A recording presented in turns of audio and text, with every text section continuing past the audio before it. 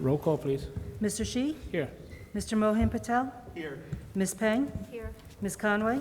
Here. Dr. Chen? Here. Ms. Badowski? Here. Ms. Madiker? Here. Ms. White? Here. Mr. Burrell Patel? 8 present. Opening statement. The New Jersey Open Public Meetings Act was enacted to ensure the right of the public to advance notice of and to attend the meetings of public bodies at which any business affecting their interest is discussed or acted upon. In accordance with the provisions of this act, the Edison Board of Education has caused notice of this meeting to be published by having the date, time, and place thereof posted in the Board of Education and administrative offices. Copies of the notices were sent to the Home News Tribune and Star Ledger on January 5th, 2021. The public may participate at regular meetings in accordance with the bylaws and the applicable state regulations. So we're going to go to the agenda here.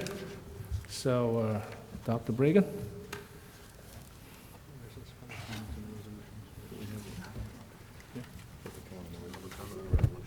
Oh, okay, I'm sorry. All right, yes. Public comments on resolutions only. Sorry. Anyone who has any comments on these resolutions? I thought we were still on caucus meeting. Can I say something? Is it public comments or is it? Yes, public comments, yes. Okay. No, she can do it. Sorry. See none? Okay. All right, so we move on. Can I have a motion on the personnel agenda items? Personnel only. Can I have a motion on that? Motion.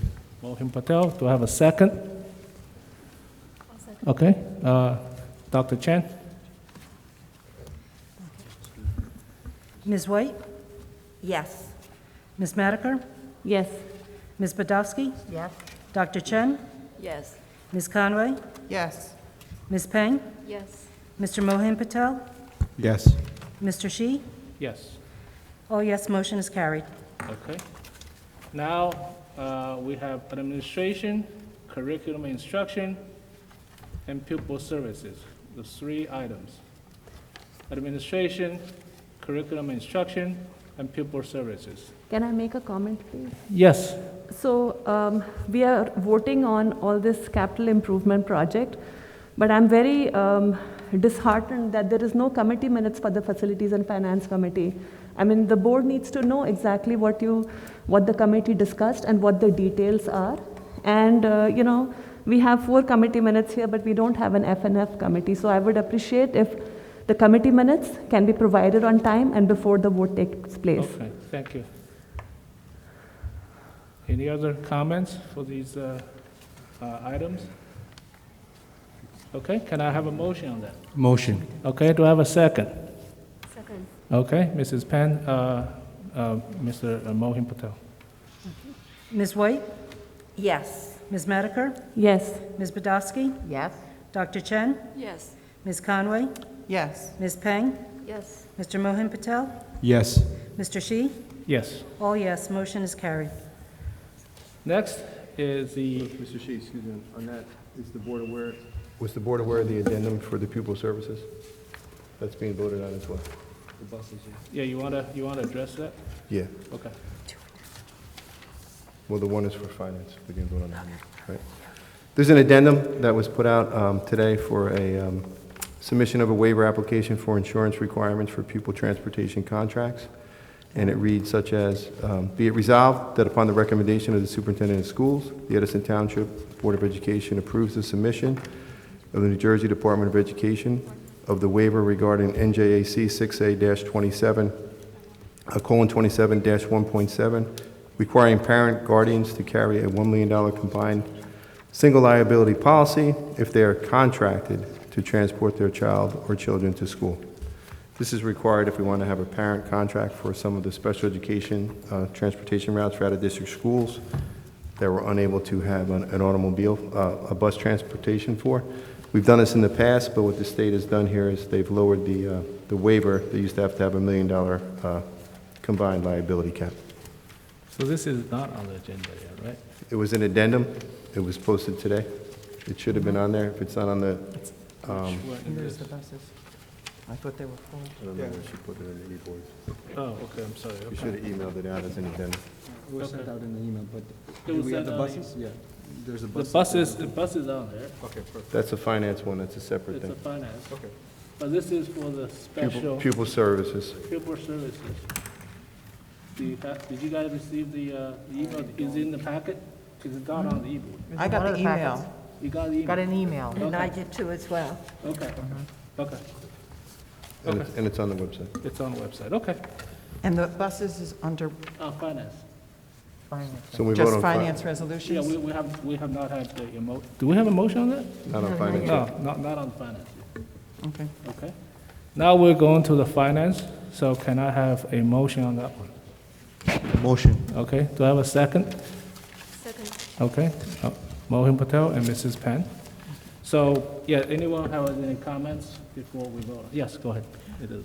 My only concern is I think this is a great idea to expand our bus transportation.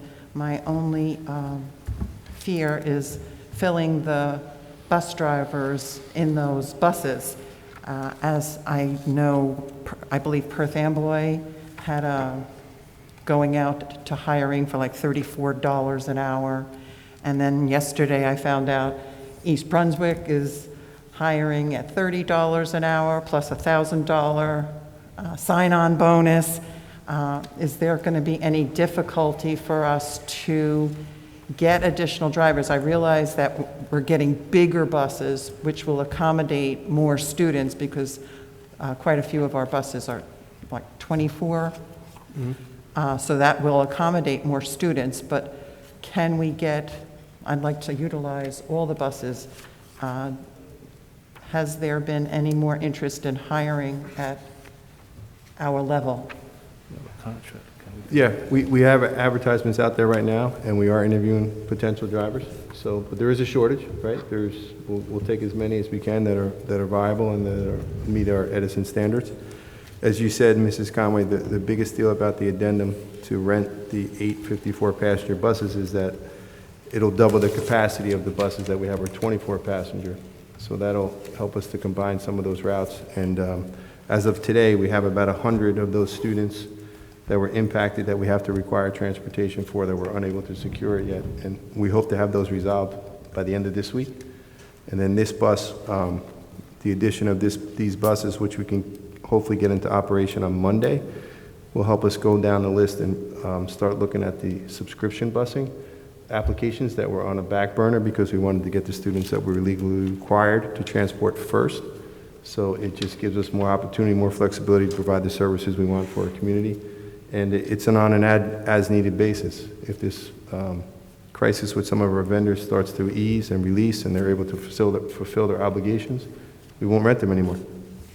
And my follow-up question is, when the ease happens and the private contractors want to get back into business, and we have already deleted some of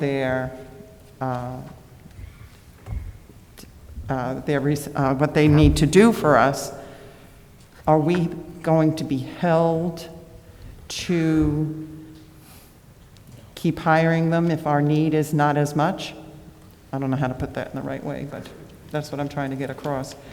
Do we have responsibility Yeah. to any kind of contract should they come back to us? Those questions are ones that we have to get our legal counsel to weigh in on, and John wasn't really brought up to, Mr. Shadanian brought up to speed on that at this point.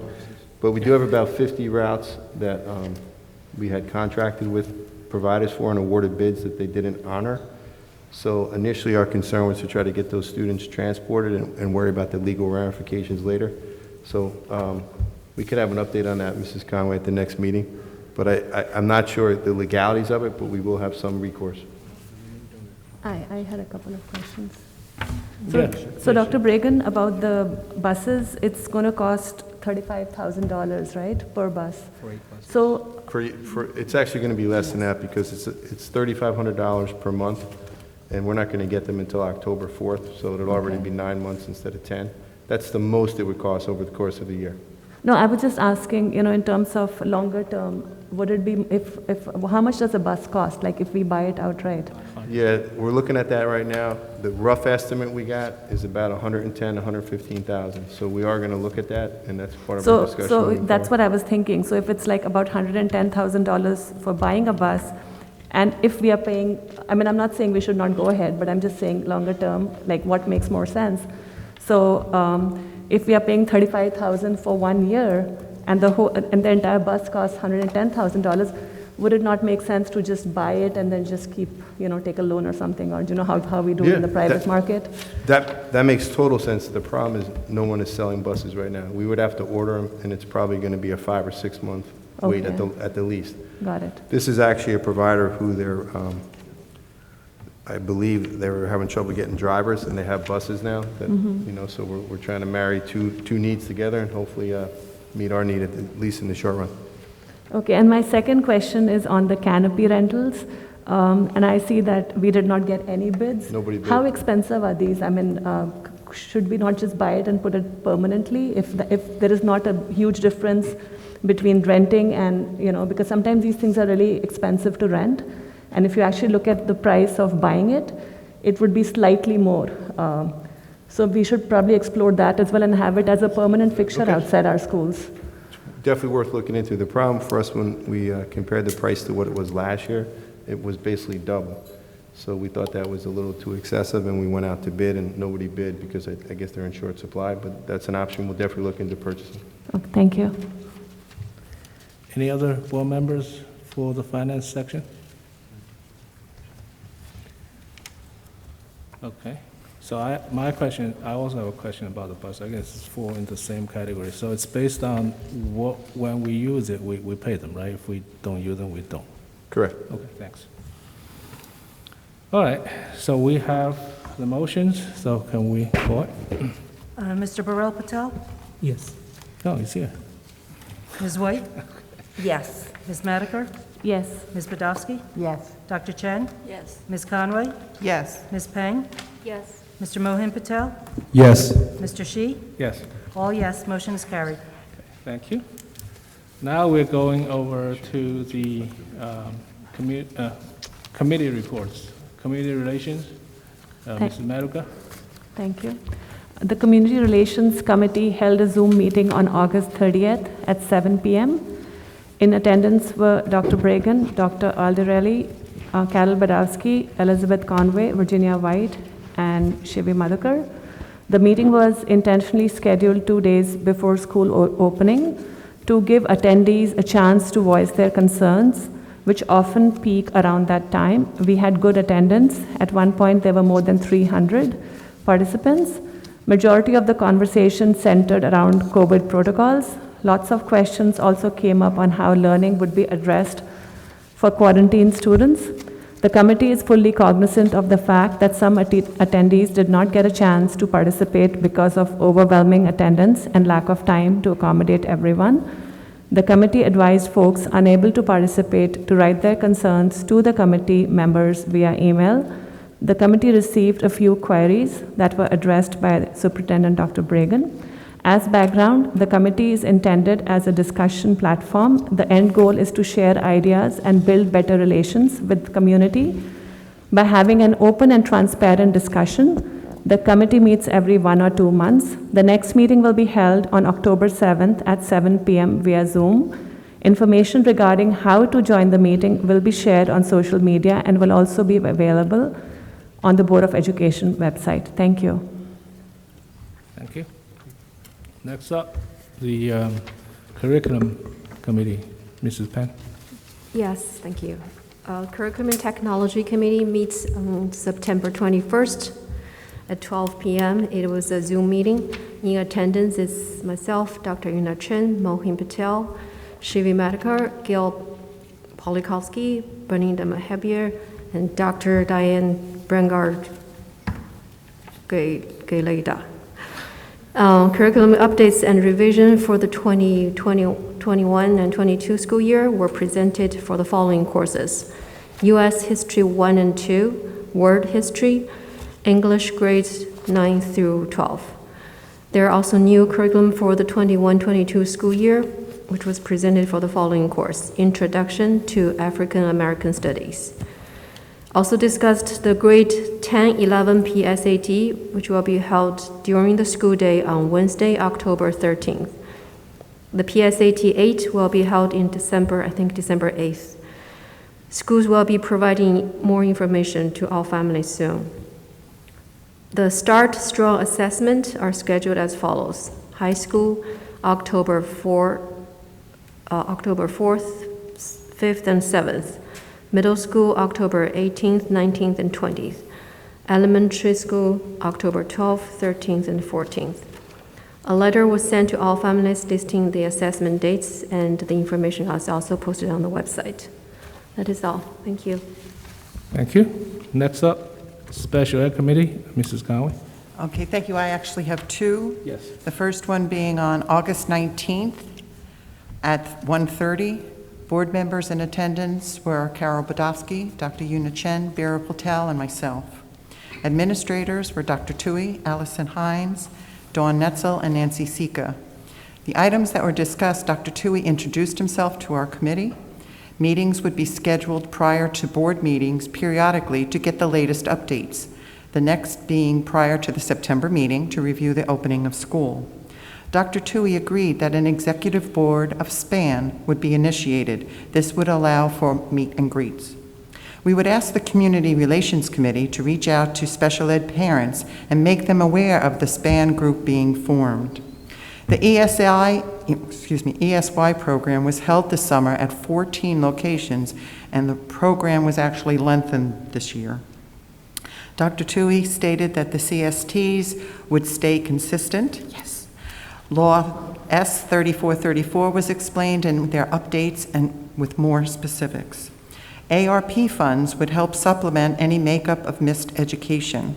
Mr. Patel stated that he would reach out to the various groups in the township to join together for the benefit of the special education parents and students. The meeting was adjourned at 2:35. Our second meeting was actually on September 27th, and in attendance was Carol Bodofsky, Vera Patel, and myself. Administrators were Dr. Tui, Allison Hines, Dawn Netzel, and Nancy Sika. The items discussed was our goals and objectives of our committee going forward were discussed. The district is so happy to be back in-person learning. Transportation for the special education students has been given a greater consideration for those who truly are in need. The state legislation due to lost learning for the 21-plus students was discussed. Settlements have been made for several students' needs. A new program was added at Herbert Hoover for self-contained autistic students. Additional ICR programs have been added at the elementary grades. Transition for the 21-plus students have more work skills and life skills availability. The status of our farm stand was given. The facilities department worked on bringing it back to its proper maintenance. The ESPAC had their first meeting to see how parents and the district can move forward with this group. After surveys are completed and reviewed, it is projected to meet again prior to Thanksgiving. And my own 2 cents is I think this committee is going in such a positive direction, and hopefully the special ed department will benefit greatly because of it. Thank you. Thank you. What is the SPAM group? It's Special Parents Advisory Network. Okay, thank you. It's basically a statewide or federally wide program of what our ESPAC is, Special Ed Advisory Council. It becomes a greater help. Thank you. Next up, Township Liaison, Mrs. White. Thank you. The Township BOE Liaison Committee was held on Tuesday, September 14th at 11 a.m. at the Education Center. In attendance were Council VP Sam Joshi, Councilwoman Joyce Ship Freeman, Councilman A.J. Patel via Zoom, BOE VP Mohan Patel, BOE members Biral Patel via Zoom, Shivi Prasad Madikar Virginia White, and Superintendent Dr. Bernard Bragan. In addition, Dr. Edward Adarelli, Director of HR for the BOE, and Patrick Hussain, Director of School Safety and Security. Also in attendance via Zoom were Deputy Fire Chief, Office of Emergency Management Coordinator Andy Toth, Lieutenant Robert Dudash, and Sergeant Douglas Turner of Edison Police Department. William Northgrave, Counsel for the Township of Edison, and William Rupp, Counsel for Edison Board of Ed, were present for this meeting. The committee welcomed everyone to the meeting. We began our meeting with both attorneys, William Northgrave and William Rupp. Our purpose was to review the information pertaining to the Stelton School provided by council members. The committee had many questions and concern. There were options available in the report, and in addition, there were inaccuracies attached to the actual building. For example, if Stelton School should not have been on the Rossi, what can we do? Mr. Northgrave stated it may have been placed on the Rossi as early as 1986. It has been owned by the township since 1982, when it was sold to the township for $1. If it was placed on the Rossi in error, it's an easy fix. This still needs to be determined by the clerk's office. If it was placed on the Rossi correctly, to take it off would be difficult. It may require a 4-to-1 trade for acreage, meaning if the Rossi gives us 1 acre, we need to provide 4 acres in replacement. It was decided after a lengthy discussion that both attorneys would draft a letter attempting to secure additional information. We agreed to have Dr. Bragan and the district architect enter the building to take a look at what it would cost to renovate. Dr. Bragan said he would contact township officials and coordinate these efforts. Mr. Northgrave requested that the district provide a narrative involving the proposed usage of the building as a school. COVID update. Deputy Chief Toth and Jay Elliott, Edison Department of Health, continue to work on this project. COVID vaccines and testings are a priority for the township and the district as well. Chief Toth gave us some insight on the workings of FEMA and the effect flooding had on our town. He noted that FEMA outreach is scheduled for community members Thursday and Friday, 9/16 and 9/17, with links on the district website. Both Chief Toth and Joyce Ship Freeman are working along with Dr. Bragan on the program directed toward high school students that express an interest in becoming either firefighters or policemen. This project is being coordinated with school administrators. Crossing guards. Edison Police Lieutenant Robert Dudash and Sergeant Doug Turner provided us with information regarding the issue of crossing guards. The police department is covering 19 posts daily. They are down 32 crossing guards. We have 60 locations. The fact is that there is a major shortage. The township is exploring a variety of options and at present are aggressively trying to recruit more guards. They are looking into the possibility of privatizing this service. The school district agreed to allow the police to use our communication protocol to make the community aware of the need for crossing guards. Lieutenant Dudash requested a separate meeting with Dr. Bragan, Sergeant Turner, and Patrick Hussain, Director of Security, to address this issue. The board would like to work jointly with the police department to resolve these concerns. Lieutenant Dudash spoke of visiting each school and contacting the principals about their concerns in the upcoming weeks.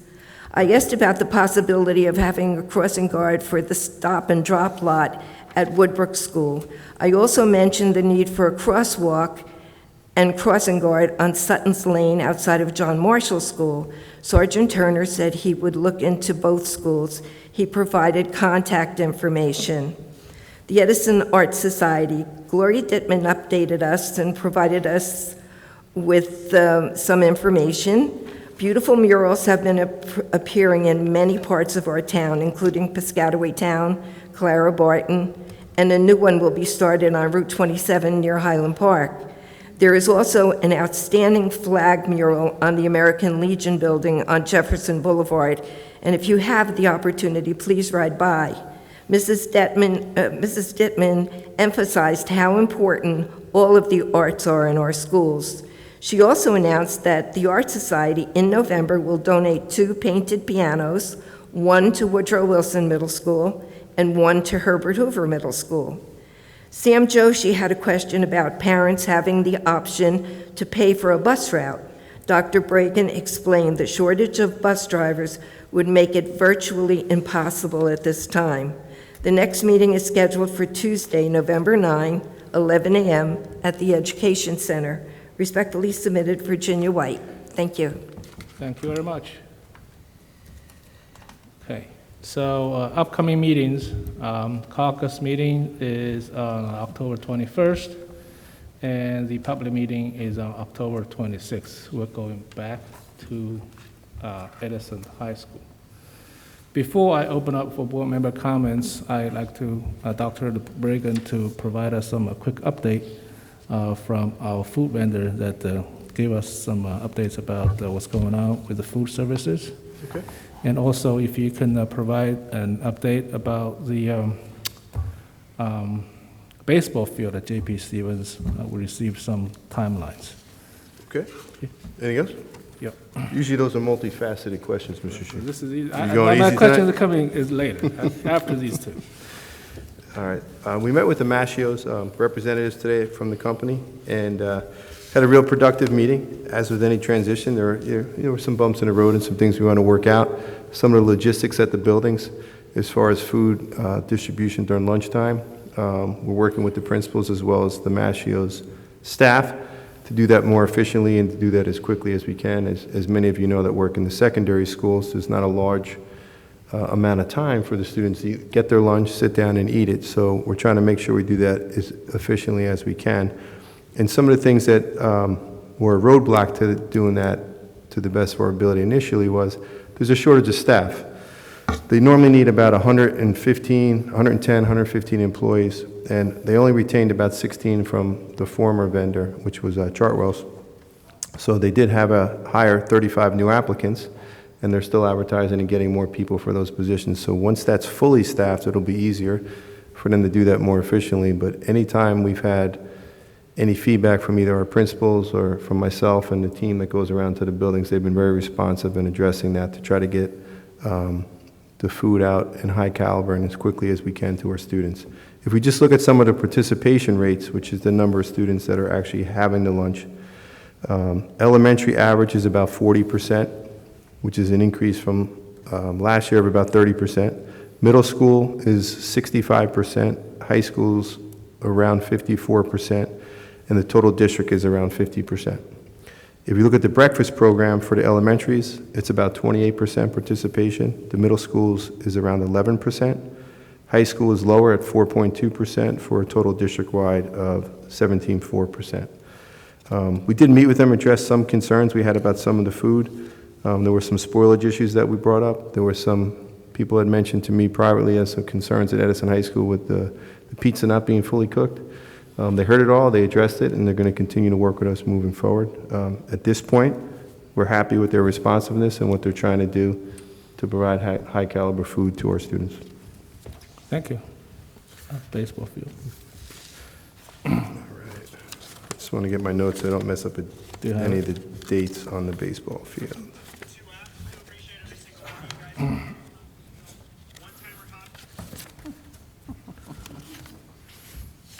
I don't know if I have that with me. But I have it. The baseball field, we're getting DEP approval. That's what we're in the process of doing right now. I know some parents had made that inquiry.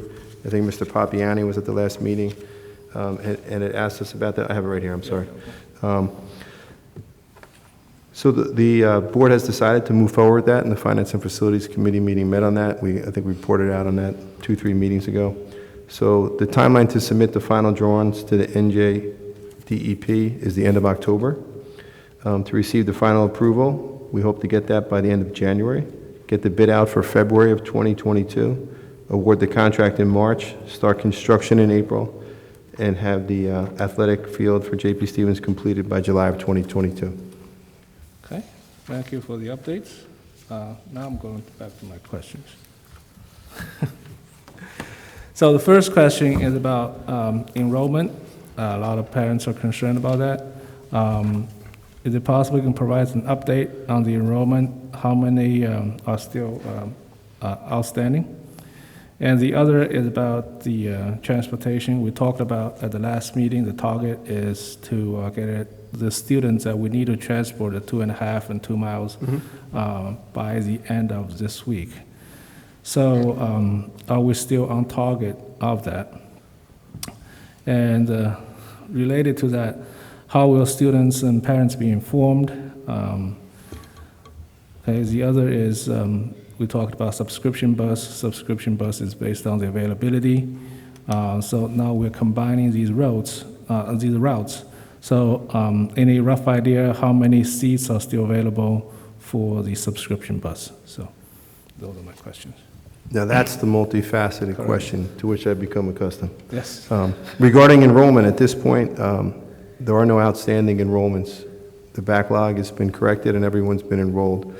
There are a few students that didn't start school yet, and that's no fault of our enrollment process. It's that they haven't submitted some of the requisite paperwork. Most likely and most commonly, it's the immunization records which are required for enrollment. So right now, there is no backlog of people in enrollment. And, you know, we talked about this as a board, and I agree. That's a process that we're going to look at. We're going to debrief and see if there's things we can do more effectively and more efficiently as we move forward. And I think we'll see some improvements in that for the next end of the summer in August and September, when it does get very hectic and very busy. Regarding the transportation, we have about 100 students that by law were required to transport. That number was around 700 when we lost those 50 routes from the vendors. We've gotten it down to about 100. We hope to have that resolved by the end of this week. As we said, that was our timeline, and we look like we're going to be able to do that. Those parents will be notified via email, most likely. We're going to contact the principals from transportation, as well as transportation sending an email to the parents.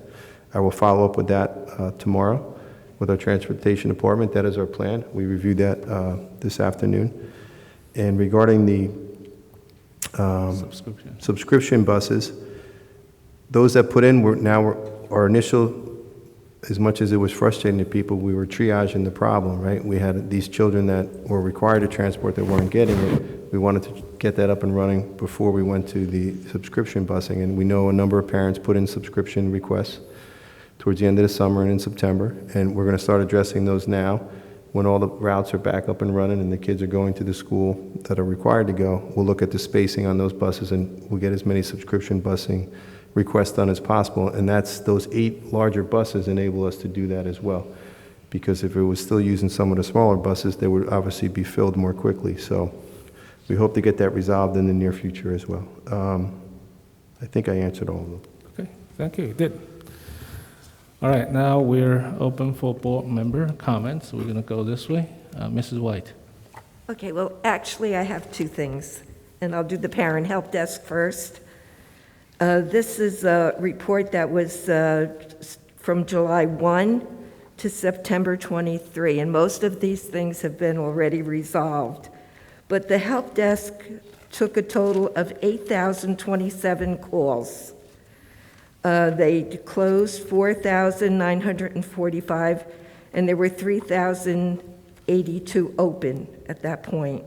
Technology had 4,922 calls. They resolved 4,131, and there were 790 open. But technology is always on top of everything. I mean, Mr. Barca and his incredibly awesome team are just always, spot on. So the 790 are just a matter of they didn't get their notebooks or their laptops out. So that's, that was that. But as I said, they've been resolved. Special service had 6 calls, and they resolved 6. Food service, which is brand new, had 69. They resolved 20, and there were 49 open. Transportation had 1,837. They resolved 301, and there were 1,536. But we all know transportation, was a problem, not unique to Edison. It was through the entire state and most of the country. So, and that is, on its way to being corrected. Enrollment was 1,194, and they resolved 487, and that left 707 open. And they too are, these things have been resolved. This is just an overview to see what was happening. But the system itself did take on 8,027 calls, which, I feel is a good thing. And remember, this system is, this program is less than 1 year old. So this is still growing, and we're learning.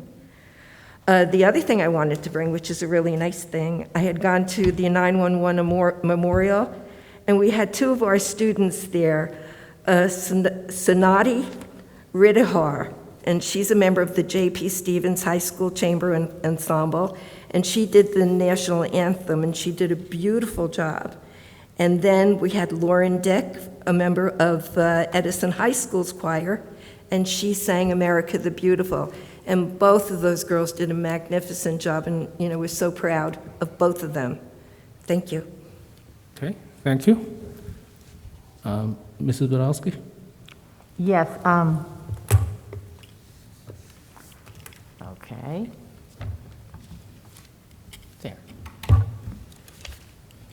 Last night, I was able to attend the Middlesex County School Board Association hybrid meeting. The meeting took place at Pierre's Restaurant in South Brunswick, and also virtually. In attendance from Edison Board of Ed were Mrs. Conway and myself, virtually, and Jerry Shee and Mohan Patel in person.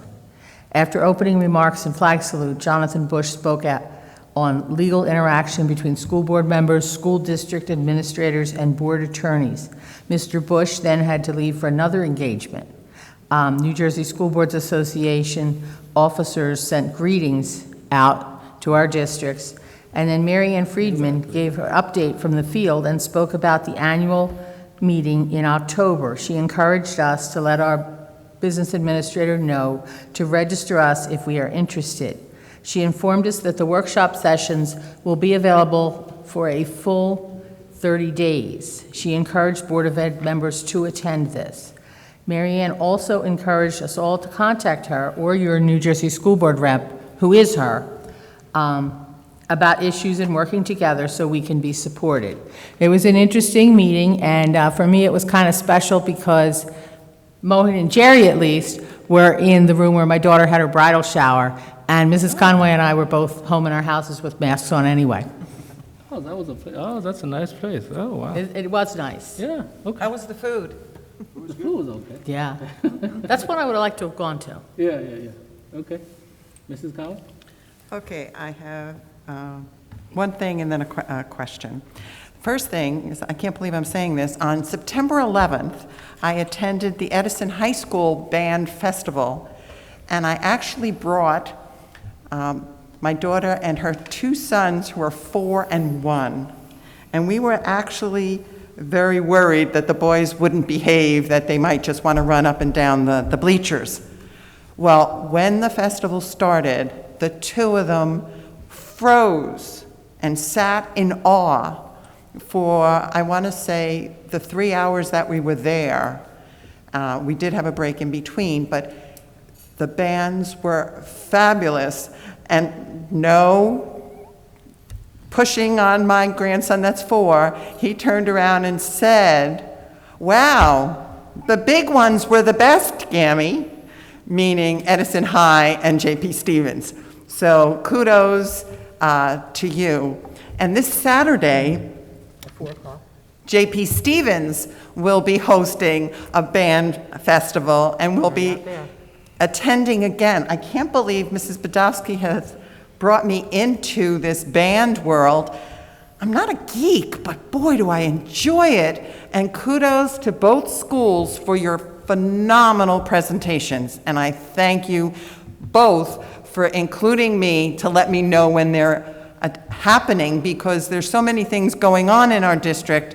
But to get a personal invitation and tell me the time and where to be, I truly appreciate it. and just go back to your individual bands and just say how proud we are of each and every one of them. And I'm not biased, but 2 of my former students are on the J.P. Stevens Band Festival, so that was really good.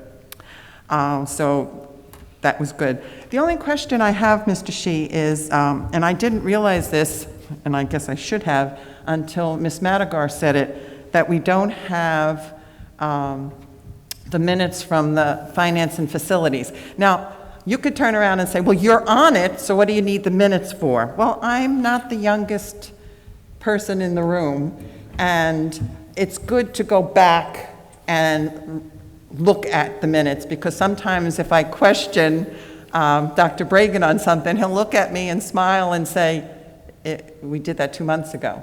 So, but if I don't have the minutes, it makes it a little more difficult, so I would love if you could get that to me.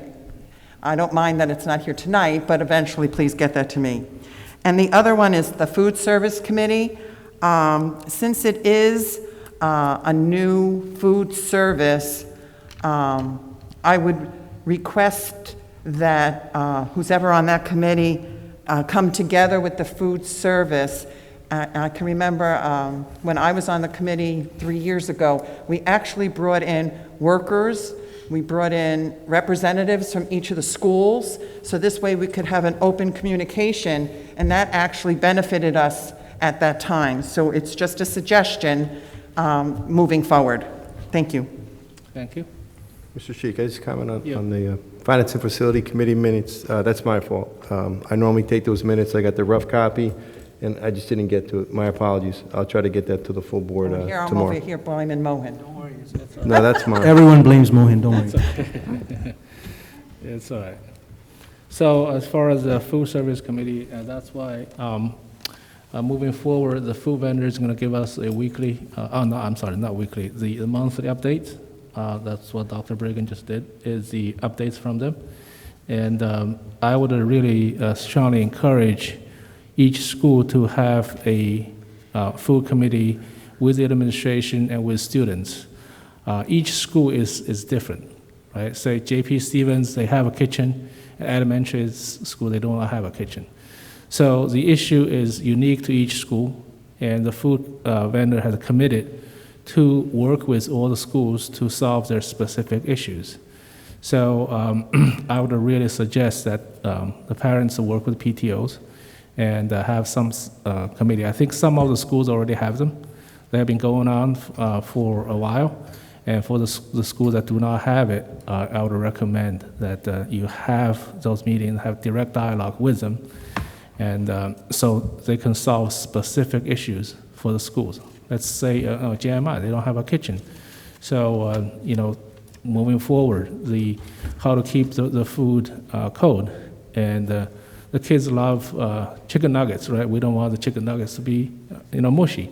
Those kind of things that I really hope that we can address those individually. The food committee can work whenever, can have a meeting whenever we feel it's needed. And Dr. Bragan and Pakistan has been having frequent communications with the food vendor. They're addressing some of the things. The stuff that I saw is we have about 40 parents who have a specific request with the food vendor for their very specific allergies for their students. And their dietitian is working with these parents to create individual meals and individual plans to address those needs. So I would, if any parents who has specific needs with that, please contact the vendor, and they're working on it. So that's just my comment. Okay. Now we keep going. Mrs. Penn, okay. Dr. Chen. Okay, should we? Yeah, so I guess I'm slightly confused because for as long as I've served on the Edison Board of Education, it's the role of the committee chair to prepare the minutes. It's not the role of the administration. The committee chair has a responsibility of preparing the minutes, And I hope that every committee chair takes this responsibility very seriously. Second, thank you, Virginia White, for the update on Parent Help Desk. That's awesome. And I think that recording and tracking this data will not only give us useful insight, but also help in future planning. For example, this year, if we see that certain months we have higher technology, requests and things like that, so in future we'll be able to, have more personnel for certain months so that we can expedite everything. Another thing to track would also be important in planning, and would be the turnaround time. How much time is it taking? So for example, in certain months, if it's taking longer, then maybe we need more people, or so that's just great. The third is, I just have a suggestion. We have for Dr. Bragan, there we have on the website we have COVID statistics, and it's not legible. You can't decipher. It's very small, the font. If we can just make that a little bit bigger, that would be all. Thank you. Just on the minutes, the meetings that I'm at, and, I'm not always on all the board committees, so I use my iPad and I try to rough out the notes and I share it with the chair. And I was negligent in getting that to Mohin, so that's the part where I do own that. Yeah, we're on a meeting minutes topic. Dan used to write some of the meeting minutes for some committees as well. So just want to mention that. Okay, so Bureau. Bureau? I don't have anything. Oh, nothing. Okay, all right. So, since we're... Oh, I'm sorry. Forgot me. I'm sorry. So I get blamed and I get forgotten too. You said something, I thought you said, okay, I'm sorry. Okay, I'm sorry. All right, thank you, President Shi. Just on the quick notes regarding the minutes, you will have the minutes in the next meeting. We'll have the complete minutes because there's some ongoing conversations that need to be addressed, and that's why we don't have the minutes this time, but no excuses. So we'll have it next time. In regards to the food vendors, they're going through the whole process right now. They're brand new. They're going through the whole system with all the issues that go on. So we will be having a food vendors meeting and food committee meeting as well, following with updates. So you will have that information as well. And Ms. Conway took the thunder. I wanted to congratulate our bands, amazing job, by the way, and to also invite all our parents and everyone to attend the fall festival that's going to be this Saturday at 4 p.m. She took the thunder from me then. Thank you. All right, so since we're on the band topic, I just going to jump on the bandwagon.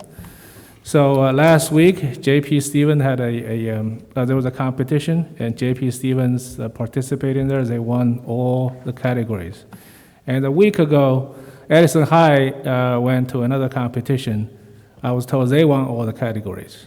So great investment from our district on these arts program. And since two people mentioned about the J.P. Stevens home show, it's always the first Saturday in October. Always the first Saturday in October. And this year it's going to start at 4 o'clock. There'll be 15 bands. 2 of our own bands will be performing here. The Edison High is about 7 o'clock. The J.P. Stevens is a home show, so they will be presenting last. They will not be judged for their competition, but they'll be the last one to present. It's about 8:30. They will step on the field, and the ticket is about $12 for adults and $8 for seniors and students, I think. So hope to see everyone here, J.P. Stevens at 4 o'clock this Saturday, right? At least 7 o'clock for Edison High and onwards. So the mention about the help desk, we have noticed that there are a lot of tickets that's not been closed. I heard that some parents, when they generate the tickets, they did not get a recognition that the ticket has been generated. So if we can look into that to make sure that it's not going to happen. And because of that, there were parents created multiple tickets for that. So hope we can address that moving forward. Okay, that's all. Now we're open for public comments. Can we have the students first, President Shi? Yeah, absolutely. So we're going to have the student go first.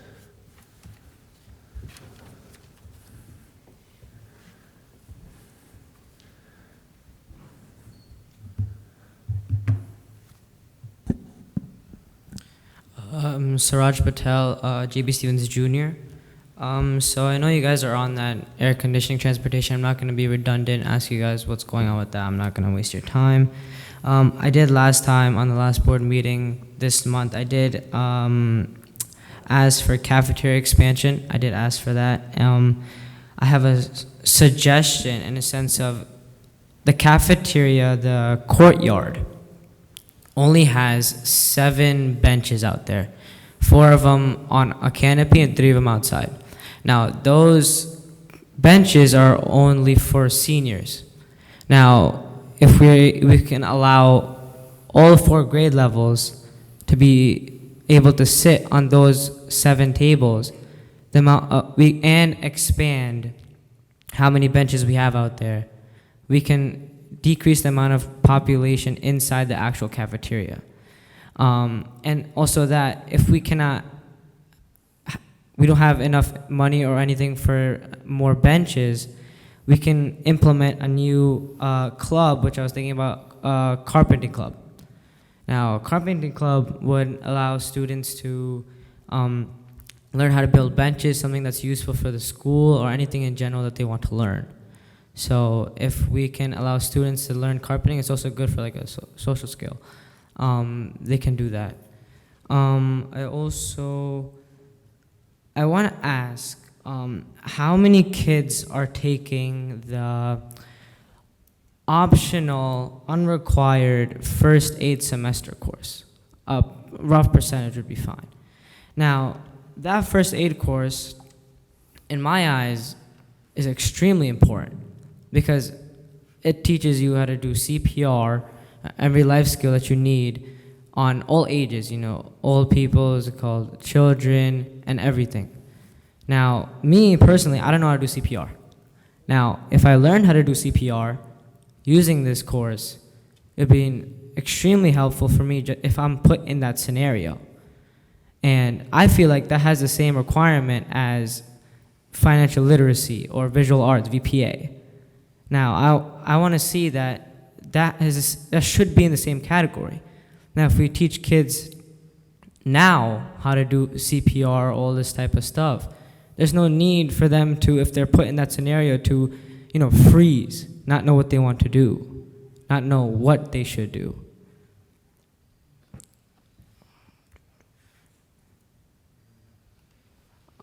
I also want to talk about, there is a increase in weightlifting.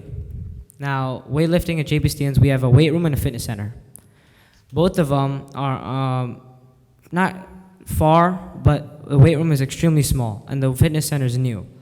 Now, I am proposing to make one whole gym where students can go after school, have a sign-up sheet, swipe their card, their ID, to go and work out.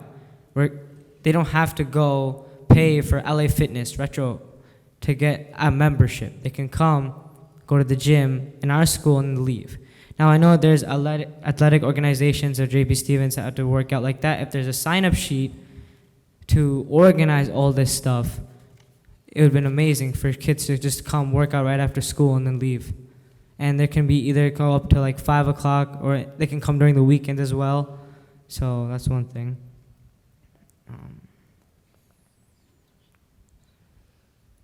I also want to incorporate a new course called entrepreneurship. I want kids to learn new ideas, perks, strategies about becoming a successful entrepreneur. I think it's very beneficial to learn those skills.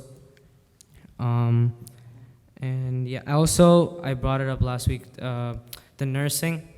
I want to see like the change in that. I want to see I want to see exposure to 8th grade students so that they get familiarized with the stuff that's going on with JP Stevens. They can be able to take stuff to learn things that are in JP Stevens so that they can, when they select their courses in 9th grade, they'll be able to take what they want to take. So that can also, just in middle school in general, that can be either allowing them to take a free 2-day course just to introduce them into something that's new that is in JP Stevens that they can take. For example, if I'm saying if people want to take coding, they can have a coding camp for 2 days that they get exposed to, that they like. If they like it, they take it in 9th grade, and so on and so forth. I also got a request for feminine hygiene products in the girls' bathroom. They shouldn't be required to go to the nurse and ask them for like stuff that they need. So that should be in the girls' bathroom. And I guess I don't have time, so. It's okay, you can send the what additional things that you have not Okay, I'll mentioned say one to more us. thing and I'm out of here. I had brought a book that was given to me from, Time is up. You can send your question to us. You can send your questions to us if you have not. I gone have through nothing them. else, that's good. Huh? I have no other questions. Oh, okay, thank you. You can, I can come back later, okay? Yeah, Dr. Berger. Thank you, Serge. A lot of the stuff, the recommendation you had, I would encourage you, and I'll talk to Dr. Shallop to review that with the high school administration on some of those things that we could put in place. I know the one course you made the comparison to the financial literacy course, which is a state-required course at this time. I'm not sure the other one is. But we'll take a look at all that. Good stuff, good suggestions, and appreciate your feedback. Okay, thank you. Yeah, Sue.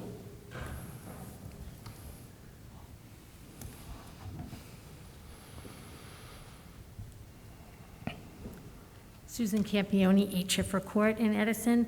I am also the scholarship chair for the ETEA, and right now we're doing a fundraiser. Sue. Yes, move it down a all little. down? There, Okay. thank you.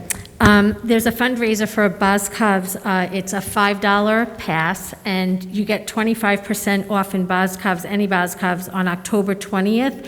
It is in person. You can reach me at Woodrow Wilson Middle School or Venmo me at Susan-Campione.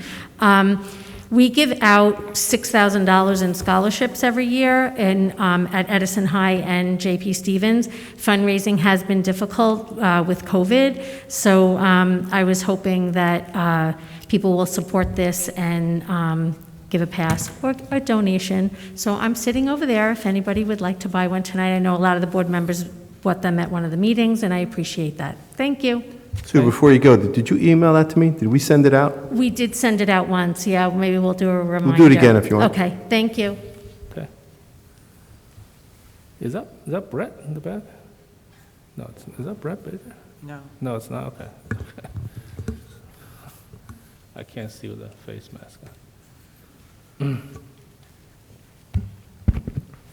Good evening, board members. Good evening, President Shi, Dr. Reagan. My name is Aditya. I'm a graduate of JP Stevens High School, class of 2019. I do have a question in regards to the agenda under capital improvement project and school facilities. Would you have any preliminary estimate for the HVAC upgrades for the high schools? And would that project require more borrowing? Is that something part of the agenda that'll be involved? Any other questions? That's all. That's it, okay. It's a great question. Those monies are coming from the ESSERS 2 grant, and the total capital part of that grant is around $4.3 million.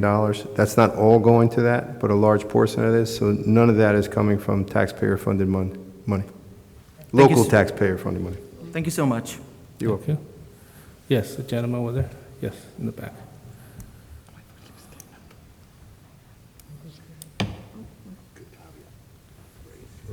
Yeah, no, I caught myself. Good evening, everybody. My name is Joseph Lara. I have twin boys in 3rd grade in the district. One is in ABA at Washington, and the other is in Nino Cervini's LLD program, my son Christian, over at Lindenau. And I just wanted a clarification from Dr. Bragan. So is it concrete that we're going to be notified by the end of the week about buses? Because we have not had bus service since the first day of school, at least for my children. And because we have two children in two different schools that are supposed to be getting bus service to IEP, it's been extremely difficult for us. It takes us with traffic and going to two schools about an hour and 20 minutes each morning and each afternoon to drop everybody off, on top of having to pick which kid is going to go in on time and who's going to be late, and who's going to get taken out early and who's going to be picked up on time, because we just can't do it all at the same time. So it's really imperative to parents like me that we can get the bus service back. Our jobs also depend on it. You know, our bosses were able to be patient with us last year when we did all the second grade from home, which is not an easy feat with an ABA and an LLD kid. But it's now the patience is getting thin, and now to come back to them and say, oh, well, we had no transportation for the last month. You know, it's hard, and we tried calling numerous times to the Board of Ed. The transportation office was kind of hiding behind their voicemail. We've had no information, no nothing, until I came here tonight, which is why I came here tonight, for the first time to come to a school board meeting to get involved and say, okay, what is going on? On a brighter note, though, I do need to really compliment the special ed department in Edison School District. Your teachers are bar none. And Robert Savilli over at Washington and Nino Cervini have been incredible throughout all this. Well, first, I want to apologize to you personally for your frustration and for a lack of response. No, do you have any other questions? No, that's it. Oh, okay, thank you. Sorry, Mr. Shea. Sorry. I understand your frustration and how difficult it is with two children regardless, and now having to deal with the transportation. Believe me, there's no one, I'm equally frustrated with you trying to deal with this on our end, but it doesn't help you, and I get it. Day in and day out, I'm still driving my child to school when I have to go to work and take care of other things. If you could do me a favor, email me directly tomorrow. I'll have a direct answer for you tomorrow. Okay. Is that fair? Yeah. Thank you. All right, thank you. Okay, Maria.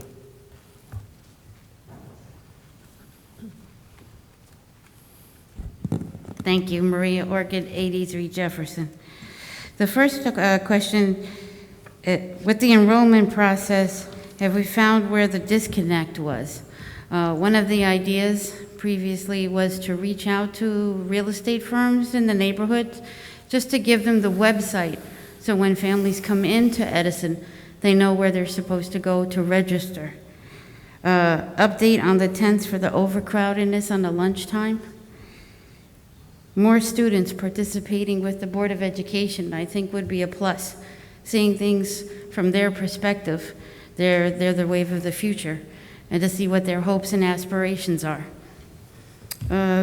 College coffee with the college counseling, Diane Braungard Guideline, September 30th from 5:30 to 6:30. Please make sure you register for this event. Very important.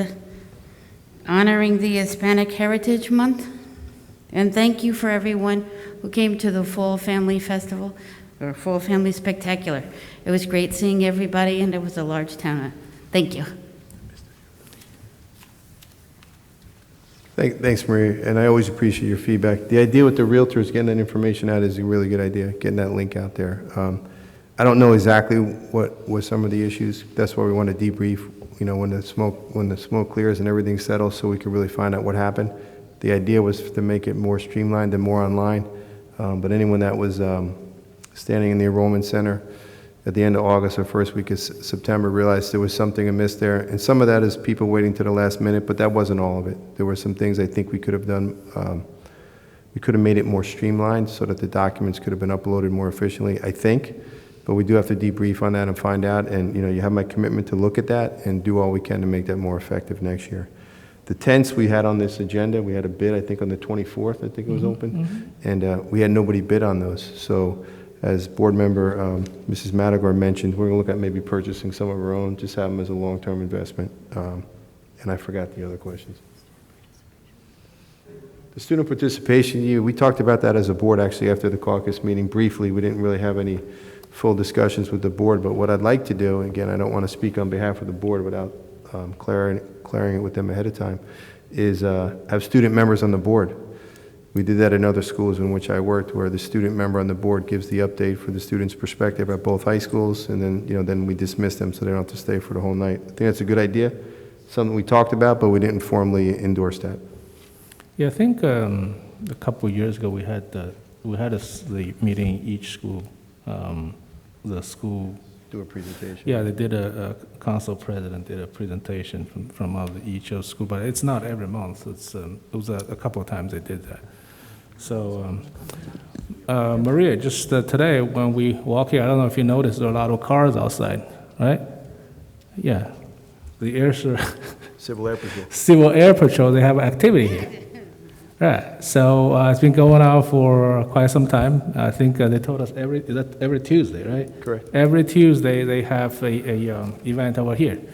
So before we have the junior ROTC, maybe that's an alternate route. And we saw a lot of kids there, a lot of kids in the cafeteria today. So that's probably you mentioned a lot about the ROTC. Maybe it's an alternate route. Thank you, Patty. Oh, yeah, I'm sorry. Yeah, this gentleman. Okay. You're next. Hi, good evening, board members and Dr. Bregan. My name is Ritesh Modi. I am from 21 Frost Avenue, Edison.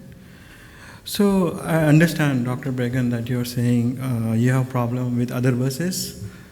But I mean, some of the issues, simple issues which you can fix, it's like you block, put it in the back burner, and people are suffering. Like my neighbor, she has an accident. I need to take her kid to the school every day. And then my boss, as he said, they are not very flexible. So what I want you to take beyond like blocking the issue, saying, we have a bigger issue, till we solve this problem, we're gonna block everything else. That's not right solution, because people are suffering. And you can do a simple fix, for example, bus passes. If somebody is on subscription bus and that bus is going empty and that route is not impacted, why he needs to wait till you fix other issues? I mean, you have parallel resources. It's not like a whole department is working on same issue. So what I would really appreciate, if you can basically, try to help us by, fixing the simple issues which doesn't depend on fixing this issue. We don't want to mix two different issues. And it's really, really impacting us a lot. It creates the traffic because we need to take our kids by car. So there is a big traffic. So we're adding more problem instead of mitigating any issues. So one of that. Second one is, like transportation department, they don't even give you a courteous reply that somebody spent so much time, reach out to you. Now we give the petition, we collected, coordinate with our neighbors, and we don't even know whether they are taking it seriously or they just throw in the dustbin. So what we want is the courteous reply that, okay, we have this problem, right? It's gonna take this timeline, so we know that people are working on it, we're being heard. It feels so degrading that nobody even cares to reply. Even Mr. Board member said, look into it, and no reply for 1 month. So I think the communication, we're not blaming you. We understand it's a natural problem which is not anybody's control. But there are some strategies or help you can help us with by going more details, right? And communication is key. Explain to us, give us timeline, okay, this one, and then after that, now also you said you're gonna look at the subscription later, right? So if you can give us say 15 days, 1 month, right? So we can follow up and see what's going on. Right now it's blank, we don't know what's gonna happen. So that's what I want. So if you can answer me when do you think you can look into subscription, right? Applications, bus routes, that will be great. Thank you. Well, first of all, I want to apologize for your inconvenience and what you're going through. Do you have any other questions? No, that's it. That's it, okay. You're the one who sent us emails for the winter and the culvert, and now it's going to the golf and the culvert, right? Right. Okay. It's 1 mile from Yeah, I got you. Yep. Also, sorry, I forgot. Yes. About the help desk, right? If I know what you're looking at, whether the request is closed or not.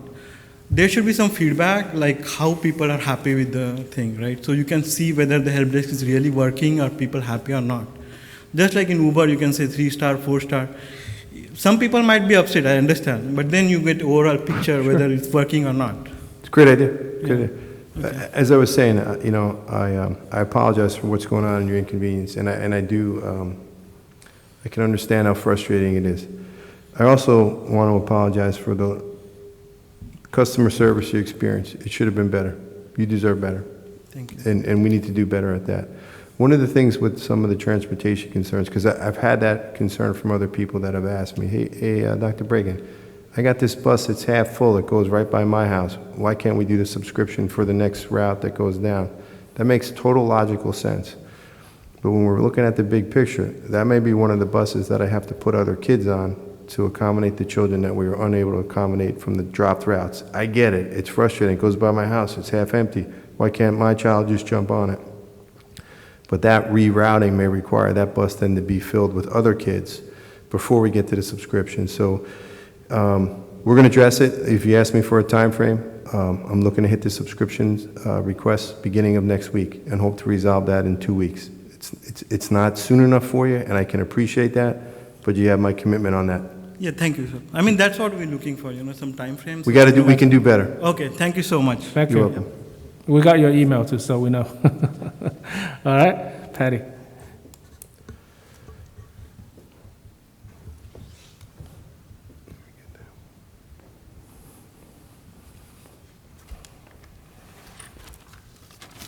Good evening, Dr. Bragan and board members. Padmaja Chinta from Edison.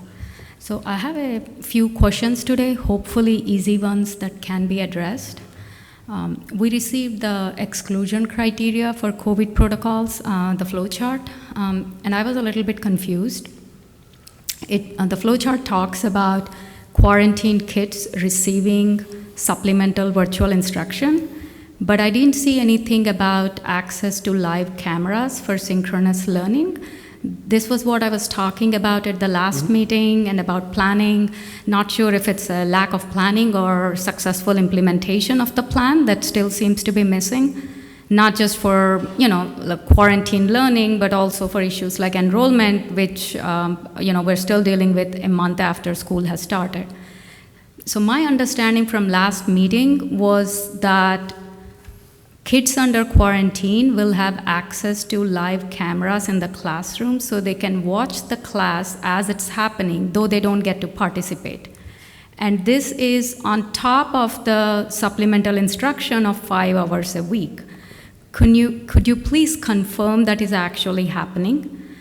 And could we also make access to the live cameras available for those students who have chosen to stay home out of an abundance of caution because they have a cold or a cough, or they're waiting for a test result back? The technology is already there. Why not give them access so they don't miss out on learning in that situation? The second question is, can we get any guidance on how many symptoms or what symptoms are required are needed to require testing? In other words, do we need to get a negative test every time a kid has a cough before they would be allowed to go back in school? Or do they have to meet like 2 or 3 or all the symptoms listed per the CDC guidelines? And then for unvaccinated close contacts that are subject to quarantine, is the 14-day period going to be shortened if they show a negative test result? And then I had one other question. Is a PCR test required, or would a rapid test be good enough to show a negative result? So those were my questions about the flow chart.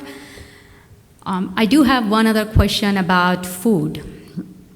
I had, quite a few students I talked to mentioned about the quantity of food, especially the pizza. It seems like it is very small, And I understand we have certain probably, guidelines or funding requirements which limit how much food we can give. I don't know if anything can be done, but I was wondering if extra food can be made available for purchase for students so that, nobody, no children, go hungry during the school day. And then hearing about all the technical issues with help desk and all reminds me, there was some mention about a technical study a while back about whether enough tech support was present in the district or not. I was wondering if you could share, what came out of that study. Thank you. Okay. That's a lot there. I'll try to go from the back up. We did have the tech study. It was shared with the Finance and Facilities Committee meeting. I don't want to speak on it publicly till it's shared with the full board, so we'll try to get that as soon as possible. I think we reviewed that at the last meeting, which was on the 20th. So once that's on the minutes and it's reviewed with the full board, we'll share that information with you on that. The quantity of food is determined by the federal government for the reimbursement on the nutritional guidelines that we have to follow. We met with Mascios today, and they will offer additional food if anybody wants to purchase it. So that is an option, especially with the pizzas and things where sometimes they're very popular. I'm going to talk to some of the stuff on the chart, and then I might ask Dr. Aldarelli to fill in on the things that I may have missed. And I'm going to go over my understanding as I do of it, and then Dr. Aldarelli, if you could, again, come in on the things I missed. For students that are quarantined due to exposure to the unvaccinated, because I think we're in the orange range here in Middlesex County, New Jersey. Whether you have a negative PCR test or not, I don't think you're allowed to come back after the 14 days. Students that their parents are asking them to stay home because they have a sniffles or they're not sure, they may be sick, they cannot have access to the supplemental virtual instruction or any of the live streaming because they were not quarantined either due to a positive test or due to us requiring them to quarantine due to close exposure. Regarding the streaming and the virtual supplemental, we talked about having the virtual supplemental instruction at the end of the day, and when possible and when feasible, during those instructional times, we would like to have the cameras open for the students to observe, although we don't want interaction taking place because we realize what burden that placed on our instructional staff last year. And that hybrid model is just not sustainable. I don't think it's what we want to do, but we did want to provide access during instructional times for students to see that. Some of the feedback I got was in some of the classes it's not working, so we have to look into that. That's the expectation. We do have cameras in all the classes. There were some changes over the summer technological-wise with some of the boards we put in, which necessitated some change in the projection devices, and I'm hearing that it's not working 100% in all the classes, so that's what we'll look into. Dr. Aldarelli? I think you covered most of it, Dr. Bragg, and I do believe there was a question with regards to returning, with regards to the number of symptoms. Yes. If you're exhibiting one or two symptoms, or actually two symptoms, you have the opportunity to test, rapid or PCR, provide that test to your school nurse, and if that test is negative, you can come on back to school. So we do accept both, because she was asking PCR or quick. PCR is more accurate, but we do accept both. Okay, thank you. Dr. Aldarelli, can I quickly ask a Sure. question? So, but at JP and Edison High, if it's a high school student, they could just go and get themselves tested here, right? We offer testing here on Tuesdays and Fridays. Okay, that is Tuesdays and correct. Fridays only. Absolutely. Okay. Here at JP Stevens today, and Friday at Edison High School. What's the time frame, Dr. Aldarelli? I believe it's 2 to 5 right now. We are currently working with our company. We may have to expand those hours because the roster slots have been getting filled up over the course of the last couple of weeks. And what's the turnaround time for the test results? 24. They've been 24 hours 24 currently hours. right now. So the PCR tests, rapid tests are about 15, 20 minutes from what I understand too. Accuracy always is called into judgment with those. So usually, sometimes if the test does come back negative and the child is sick, we do sometimes ask to confirm it with a PCR test too, just to be on the safe side. And if a student We always recommend though as a school district for that PCR test The state does provide us with the opportunity to utilize both the antigen and molecular. And just quickly, what is the process if a student wants himself or herself to get tested? Obviously, the parents would have to request because that's a minor, right? Sure. What they'll do is they'll fill out information in a portal. The information went out last week. We can obviously send that out or put it up on the website. You first register within the portal. Once you register, there is going to be a drop-down box designating what category you fall into. It could be staff member, it could be contractor, it could be parent, it could be student. There's a designation for student athletes there as well too. You'll fill that information out accordingly. Whether or not you receive, there are certain criteria to receive a telemedicine visit, as well as input your healthcare information in there as well, insurance. And that'll take you to the next step in the process. It's pretty self-explanatory with regards to that. And as always, if anybody's have any questions, they can always reach out to me. If we could get that email sent out again, that would be awesome. We'll send it out tomorrow morning. Okay, great, thank you. Just to add on, it's not only high school. Any students in the district, the parents, elementary or whatever, the parents want to take the kid over to both high schools, that it's available Correct. to them. Yep, it's open to all students and parents as well too. And we did talk about, Dr. Aldarelli, if the need is there, we can expand those services to other schools and more days. Is that accurate? Absolutely, absolutely.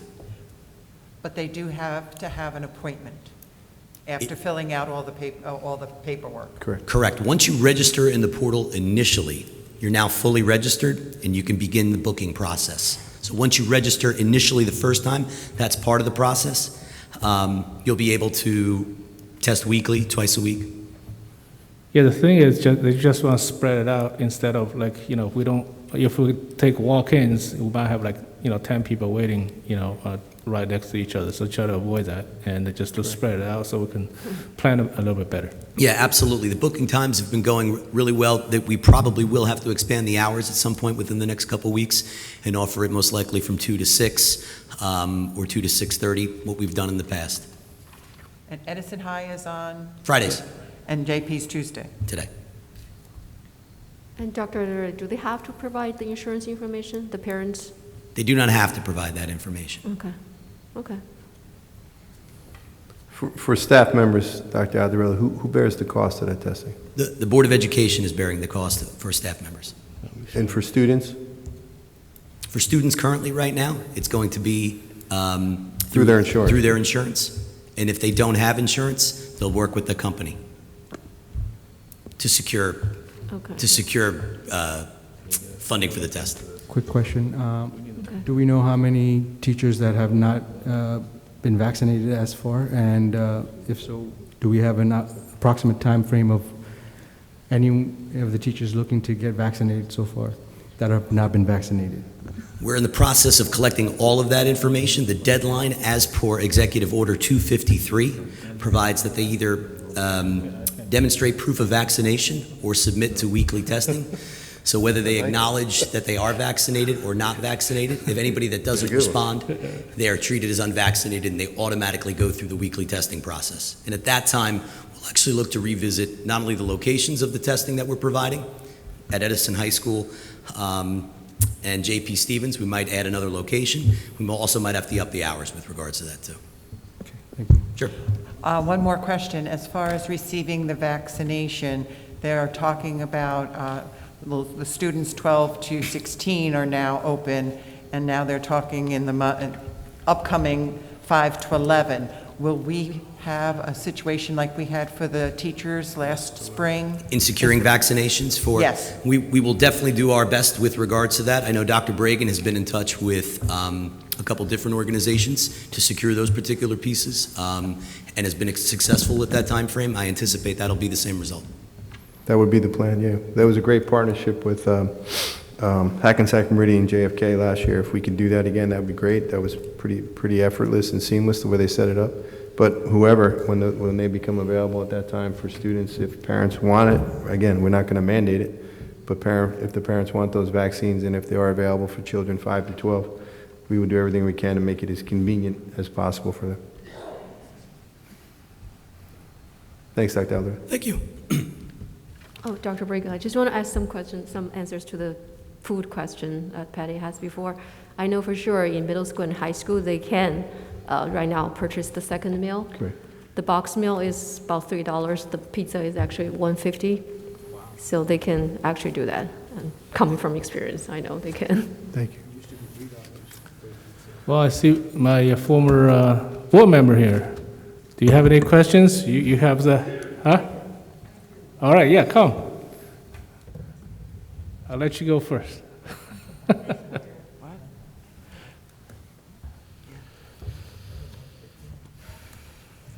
Thank you for coming here.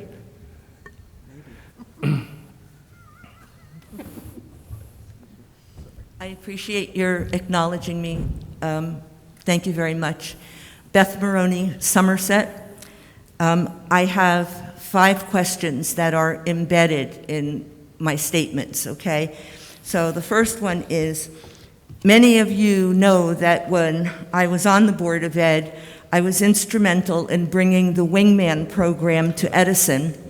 This fine program, which is ongoing, I believe, is designed to teach youngsters how to be respectful, giving members of the greater community.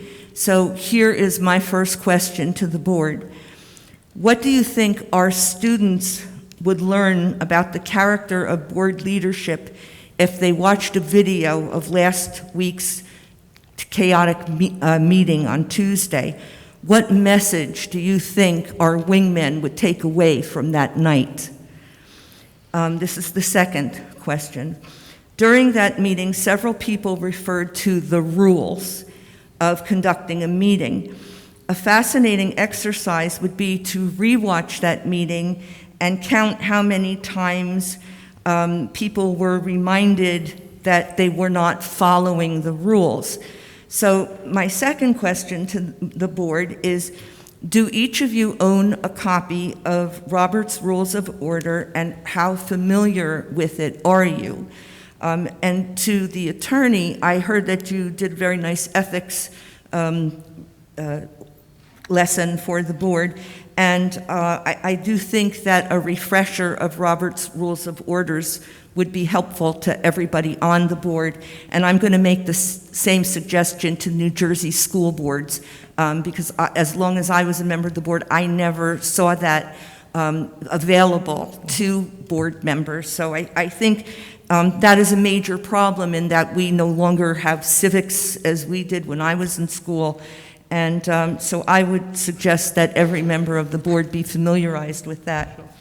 So that's my second question. The third thing is, I would like to know why you felt the need to call a special public meeting to discuss one item when you had 2 meetings coming, one on Thursday night and one tonight. So I would really like to know, Mr. Shi, why the matter wasn't discussed privately instead of deliberately seeking to humiliate 2 board members, both of whom are running for re-election. And they were humiliated in public. And to me, this meeting had the stink of a witch hunt to it, to be frank. So why was it necessary to call a special meeting to do that and deliberately seek out to humiliate people? Dr. Frank Heelan, with whom I served on the board, and Dr. Jean Mayeroff, 2 brilliant educators, were former board presidents, never let a meeting get out of control and never let their anger or their frustration show publicly. If they didn't want to respond to a comment, they simply stated very calmly, "Thank you for your input," and stopped there. So, Mr. Shi, I would like to know why you get defensive at board meetings, because by doing that and by showing anger, it sets other people off. And I think that was large part of the problem last Tuesday night. So you have to struggle sometimes to hold that anger and frustration in, but it's for the good of the order to do that. And it would just be so much easier if you would thank people for their statements and let it go. I want to say that you're sending a terrible message to the people who elected you to serve and to serve as a member of the Board of Ed. They are not here to serve you. You are here to serve them, their children, our staff, and the Edison community. So my question there is, why react? Why not just say thank you and let it go? And finally, although the board leadership claimed that this meeting was supposed to deal with an ethical error made by Mr. Biral Patel, his responsible, heartfelt explanation of his motives and behavior were the only intelligent, bright light of the evening. Although board leadership who called for this meeting cloaked it as a discussion on the charge of a very vague ethics violation, let's call it what it really was, political slander. And therefore, my final question is this: why does board leadership persist in dragging politics into the Board of Education meetings when you need to spend time on solving the overcrowding problem, protecting the children and staff, clearing up the busing issues, and dealing with matters of education? Thank you. Thank you, Beth. Really appreciate all those comments. Thank you, John. And, thank you for that. Since you brought up why we have a separate meeting, I need to address that, okay? You have seen what happened at that meeting. Yes. And we had a full agenda for the last Thursday meeting, and we have agenda for this meeting. So if that meeting was part of the regular meeting, it's going to get hijacked for that topic. I see. Okay? So that's the reason of a separate meeting, so we can conduct our business as usual. As far as witch hunt or whatever, I don't know what, it's people can have their opinions, but since the ethics complaint has been filed, I can talk a little bit about it, right? That's okay. You can say thank you for your comment, Beth. No. But I want to clarify some of this because there were some things happened after that meeting.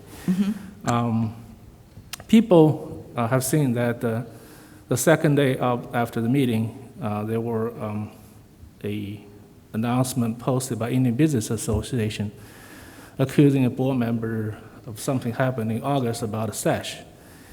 And people assume that we had that special meeting is for that. Actually, it's not. It had nothing to do with that, okay? As I said, since the complaints have been filed, I can talk a little bit about it, okay? I don't know if you know what the issue is. The issue is Mr. Biral Patel had multiple conversations with Dr. Bragan. And Dr. Bragan was not comfortable with those conversations. So he brought those conversations, he told me what happened with those conversations. And I felt, she brought to me as the board president. So I felt with my own judgment that is an ethics violation. So I contacted our district attorney, and we follow the suggestions, what is supposed to be done. And that is why we were going to file the complaints. Why we had to have a discussion of the entire board is because all the board members heard bits and pieces of that information, okay? So that's why we have two people who are involved in this to tell us their side of the story. And we try to get some legal opinions from the attorney. That is why those closed session meeting, so all the board members can hear from the two people that was involved, Dr. Bragan and Biral Patel, okay? As Dr. Yuna Chen said, we commend Biral for all the good things he has done, right? But, when something is not right, it's not right, right? So that's why we had to do the right thing. When you have been on the board for 2 terms, you know what all the things that we have taught in the ethics and the school board. The thing is, if something's not right, if you see something not right, say something. And I felt if I don't do something, I'll be violating my ethics. If Dr. Bragan told me what happened and I do nothing, I'll be violating the ethics. again, why we have the meeting, so everyone is on the same page to hear both sides of the story. And the complaint is so serious that I think all the board members should file a complaint, except one, of course. So that's why we have that meeting. So when we have that resolution, whether you call it, illegal or whatever, I'm not the expert. You can go to if you think that's, people think it's illegal, go to authority, let them decide. But the thing is, the allegation, again, I use the allegation, is so serious that we have to file the charges. Mhm. But That's what it is. And I appreciate your explanation. I'm just a little unclear on one thing here.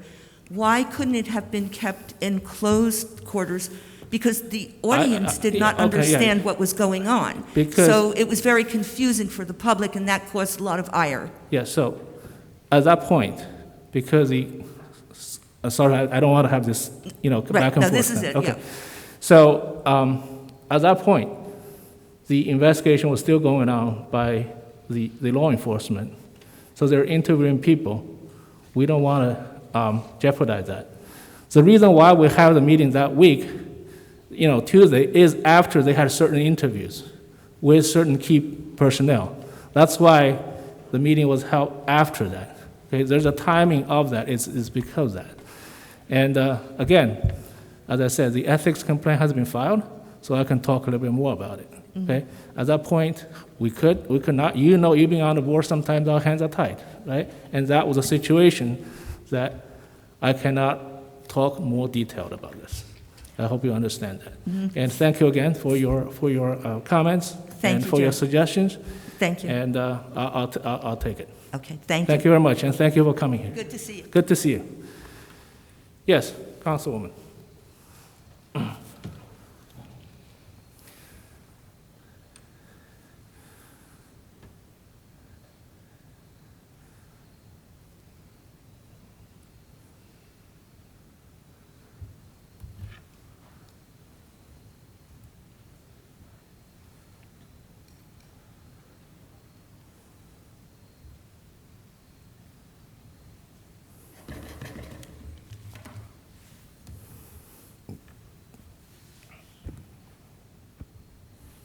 First of all, good evening, Joy Ship Freeman.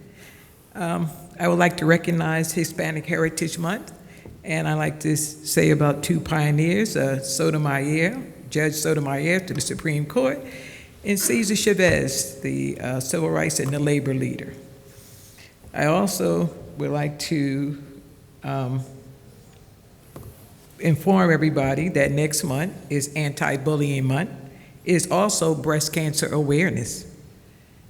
I also would like everybody to know that, plain and simple, breaking it down to the people about the Stelton School, that every single council person and also the mayor wants the school to have the property. I'm saying it in layman's terms because other people don't understand the Rossi and they don't understand DEP, so you have to tell them the correct way it is. All right, and I also want people to know that when working with Amazon, I was working with Amazon in the YMCA, secured money for after-school program for down in North Edison, which was really good. And I tried to get my litter bug program off here, but everybody here is, not everyone, but a lot of people are so small-minded that they think everything is about politics. All right, most people that know me know it's not always about it, and people say ridiculous stuff to you that sit on the board about, why you with that person? Why you with that person? Our superintendent can tell some of the other people that I, as being president of a union, have to work with all different people. Me as a council person, I have to sit with all different people. It has no political overtures whatsoever. But when your mind is small, you go on Facebook and you spend your time on Facebook all day instead of writing up your reports that you need to give to the people. That's a problem, okay? And also, I would like people to know that, and people who don't understand, so I told them I would explain it to them, when people tell you of no bid contracts, people are talking about professional services. They're not talking about anything else. And then my last thing that I noticed about the whole production of kicking over the casket and all that, I wanted to know if the person, do we have anything written down, that if the person has discriminatory practices within their company, are they allowed, because they have the lowest bid, can we get like Ku Klux Klan, can we get any kind of person that has a negative and a high rate of discrimination? That's my major question with that. Thank you. You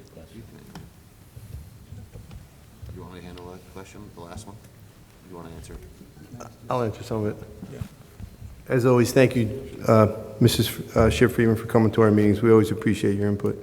Regarding the coffin kicking over, for me personally, that had nothing to do with the union, that had nothing to do with PalPro or Contractor. That had to do with people refusing to take down a disgusting symbol that was frightening children 5 minutes before the start of school. So my actions had nothing to do with any of that silliness. I tried to do peacefully to get it removed for over 2 hours, contacted many people sitting here, as well as the police, who said we can't do anything. So that kicking over the coffin silliness was to protect kids, and that was me acting solely independently. Mr. Shadini, if you want to say something about the union thing. Yeah, I mean, when Council President, when it comes to the bidding issues, and it's the same whether it's for the township or whether it's for the school board, it's the lowest responsible bidder. So to answer your question, if someone is a hate group, outright hate group, they would get rejected because they're not a responsible bidder. If somebody has what I'll say questionable or even practices that the unions may disagree with, that's not always a legitimate reason to deny them for a bid. And when you deny somebody a bid, as the school board and the town have faced before, you get sued sometimes. So we do our best to examine every bid that comes in with the professionals that we have on staff, including the business administrator, QPA, and you know, determine whether or not those bids are compatible with what our standards are. And our standards are the same as the town's. Thank you, but sir, I read the whole thing about it. I read about the whole discriminatory practices of it, and I'm just saying that before you, okay, 1 second. With all due respect, with all due respect, hire somebody, you should check their background. Is Joyce, what I'm with saying. all due respect, no back and forth. Agreed. So Joyce, just want to let you know that before the I'm not answering your question. I just want to have a comment. I'm not having you have I'm just answering your comment. Okay. I'm answering your comment. It's my turn to answer it. No, but you didn't let me finish my comment without there's no back and forth. You can come back later. I'm not trying to Joyce, back and forth. I just want to know the truth. I want to know the truth for once. Okay, you can come back later. You have 3 minutes. Come back. So, before the incidents in the elementary school, the coffin, the rat, and the skunk was posted outside the Board of Ed office for, what is it, 2 weeks? Couple weeks. Dr. Bragan already went over and talked to them. They went one step further to do that in our school. Okay? That's not acceptable under any circumstances. I really don't care what the dispute they have with anyone. They don't care. I do care. This is our school, and Dr. Bragan, I supported him for whatever he did. President Xi, may I add something to that, Yes. please? Next time, Dr. Bragan, whenever you're kicking that coffin, can you please call me so I could help you? Okay. And also, since we have Councilwoman Joyce here, I do want to. I just want to bring something You to can your, come back to your later when you have attention your turn. that. What was the question?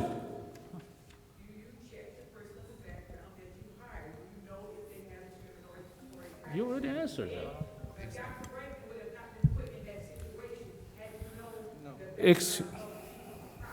All right. You're not going to find out about that on their bid. That's not in the bid package. You don't know whether they've had it.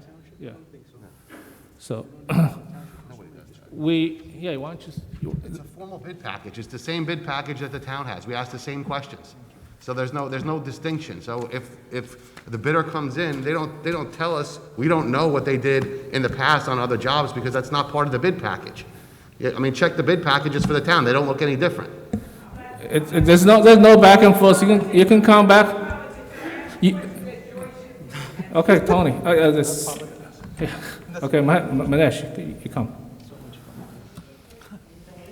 Yes.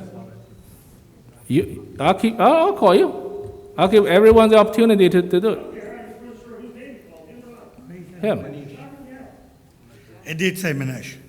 Manesh Patel, 240 Wallman Ave, Edison, New Jersey. Let me thank Dr. Bregan for working on the project I gave you last week about J.P. Stevens. I heard somebody's working on it, so I thank you for that.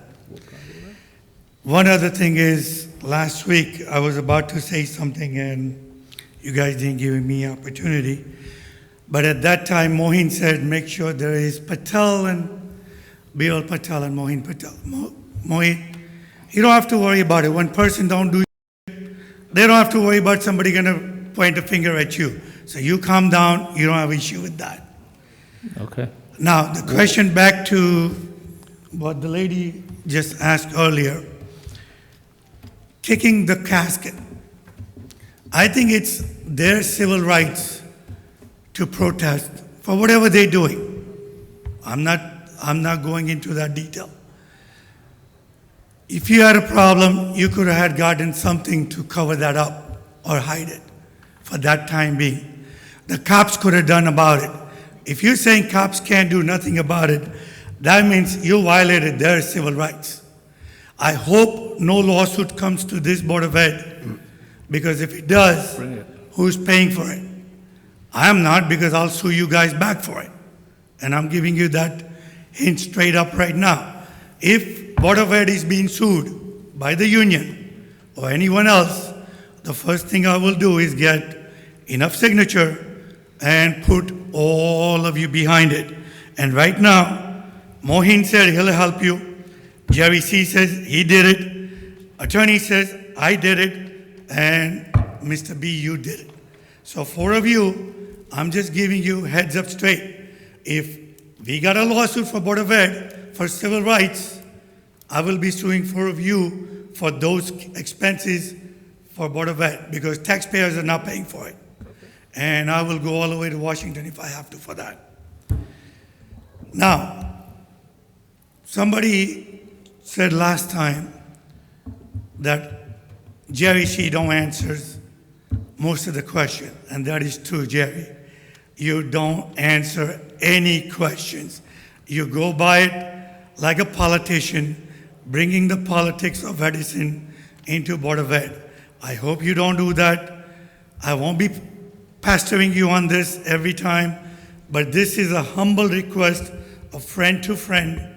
Do not bring politics in let mayor race and other council races stay on their side and keep Board of Ed on your side. It's getting uglier day by day, and I see it. And believe me, I am marking on it, and I'm talking to attorney on what to do about it too. So I don't want to see that one day you are head on head about this Board of Ed being tried to be a politician. Thank you very much. Thank you very much. Okay, Tony.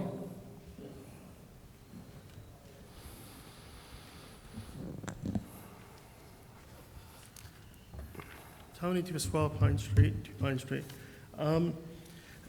So if we can get some clarity on the camera issue, because last week we were told that the cameras were on, then we were told, well, people didn't think they were going to be on, and then I talked to some teachers, and teachers said they didn't know the cameras needed to be on, and then some of the principals told the teachers that they weren't told that the cameras were going to be on. So my first question is there any real definite answer on what's happening with the cameras? Also with the cameras, I'm getting from some teachers that cameras never worked in the classrooms. They weren't instructed on how to use them, so they were using their MacBooks. Who installed the cameras? Because if we had a company install them, I'm concerned why we would have paid them the money and they weren't working. Or did our own staff install them? But the real question also is, if some of the cameras are working and some aren't, but some kids need to have the cameras because they're quarantined, how do you know which kids are going to be able to see the cameras, but they might not work for the classes that they... So the whole camera situation is nothing but confusion. And all I'm hearing is, well, you know, if we'll turn the cameras on if we can turn them on, but if they work. So I just don't get what's the story with the cameras. So if somebody can give some clarity, and I'm not looking for, well, you know, we're going to check into it. You know, we should at this point know what's happening with the cameras. They were installed over a year ago. So if you have equipment that you paid for and that was installed, wouldn't you think a year later, they should be working just like that? They should be no problem. They should be working. We spent money on the equipment and they're not working. They're not serving their purpose. And as taxpayers, we should know where our money's going and how is it being used. And if it's not being used in the right way, well then we should know that. I shouldn't just be hearing from teachers. This should be discussions at the board meetings.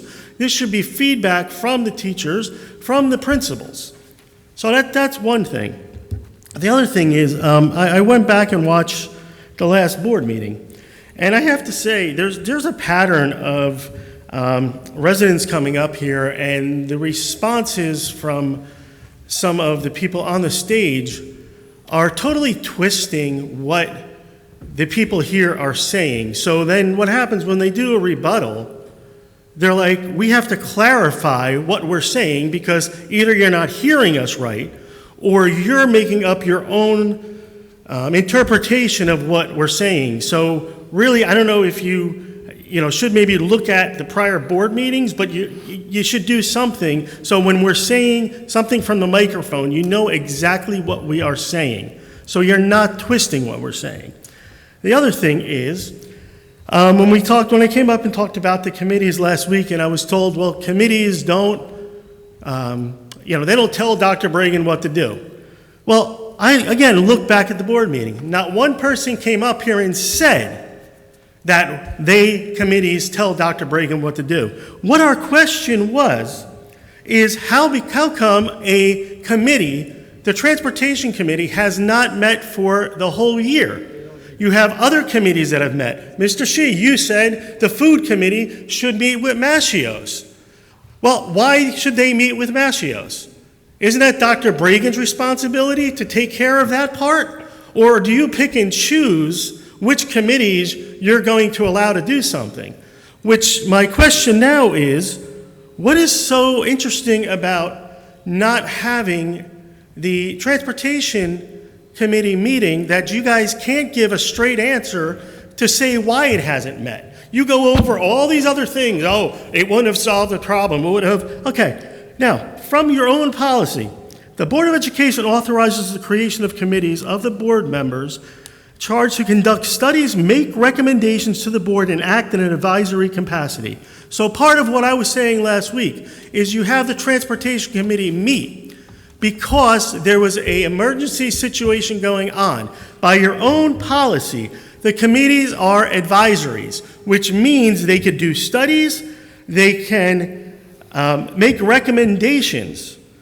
So my question is, why would you not have this committee meet to discuss possible recommendations about the transportation? Not tell Dr. Bragan what to do, but you're okay with the Food Committee meeting with Mascios, even though it's Dr. Bragan's job. And you did say that, Jerry. You said they should meet also with Mascios. Okay? So don't tell me you didn't say that. So what is the deal here? Committees can meet with these vendors? Can they not? What? You're just all over the place. There's no standards. And you guys just constantly feel, and by the way you say things, you think the residents have no idea what we're doing. The lawyer had to say, oh, this is what the committees are for. You don't think we know what the committees are for? Yes, I ran for Board of Education. I know what all the responsibilities of everybody on the table are. Patty knows. Other people know. Thank you. All right, thank you. I think the answer for the Transportation Committee already answered last time, so I'm not going to repeat it. And what I suggested about the committee to meet with the food vendor was from each school. Okay, if you paid attention to what I said each school, the PTOs and the building administration and probably students as well to work with the food vendor. There are food committees existing in some of the schools to address specific school issues because issues are different from each school. Okay, now I'm going to turn over to Dr. Bragan for those camera questions. Yeah, the cameras were installed somewhere over the summer of 2020 when the pandemic hit in 1,000 classrooms. I forget the vendor specifically who did it. It was an outside provider.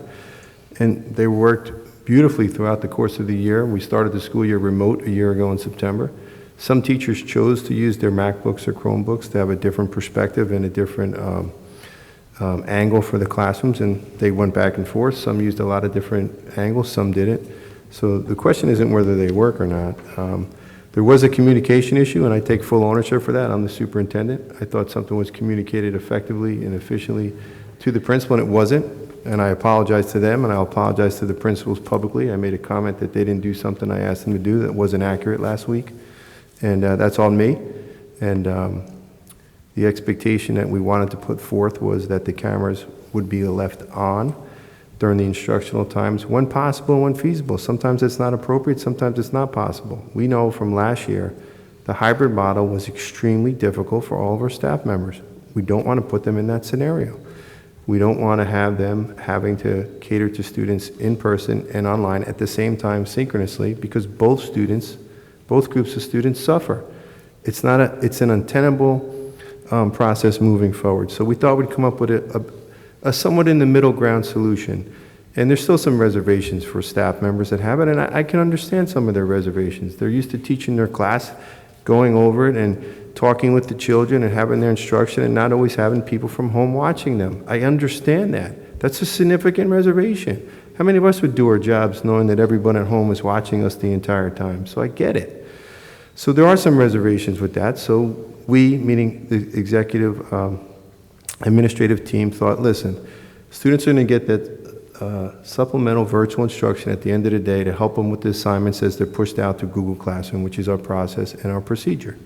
And when feasible, when appropriate, if we can replicate some of the day and have some of the kids see what's going on in the classroom, we'll leave the cameras on.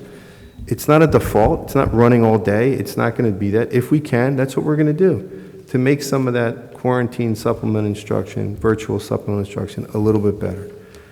That's what I said. Maybe I didn't communicate it effectively. I know I didn't articulate it as effectively as I would have liked to our principals, and I own that. That was my problem. As I think Dr. Aldarelli says on a regular basis, communication is normally the problem, and it's normally the answer as well. Thank you. Thank you. Okay. Yes, Matt. Sorry, first timer.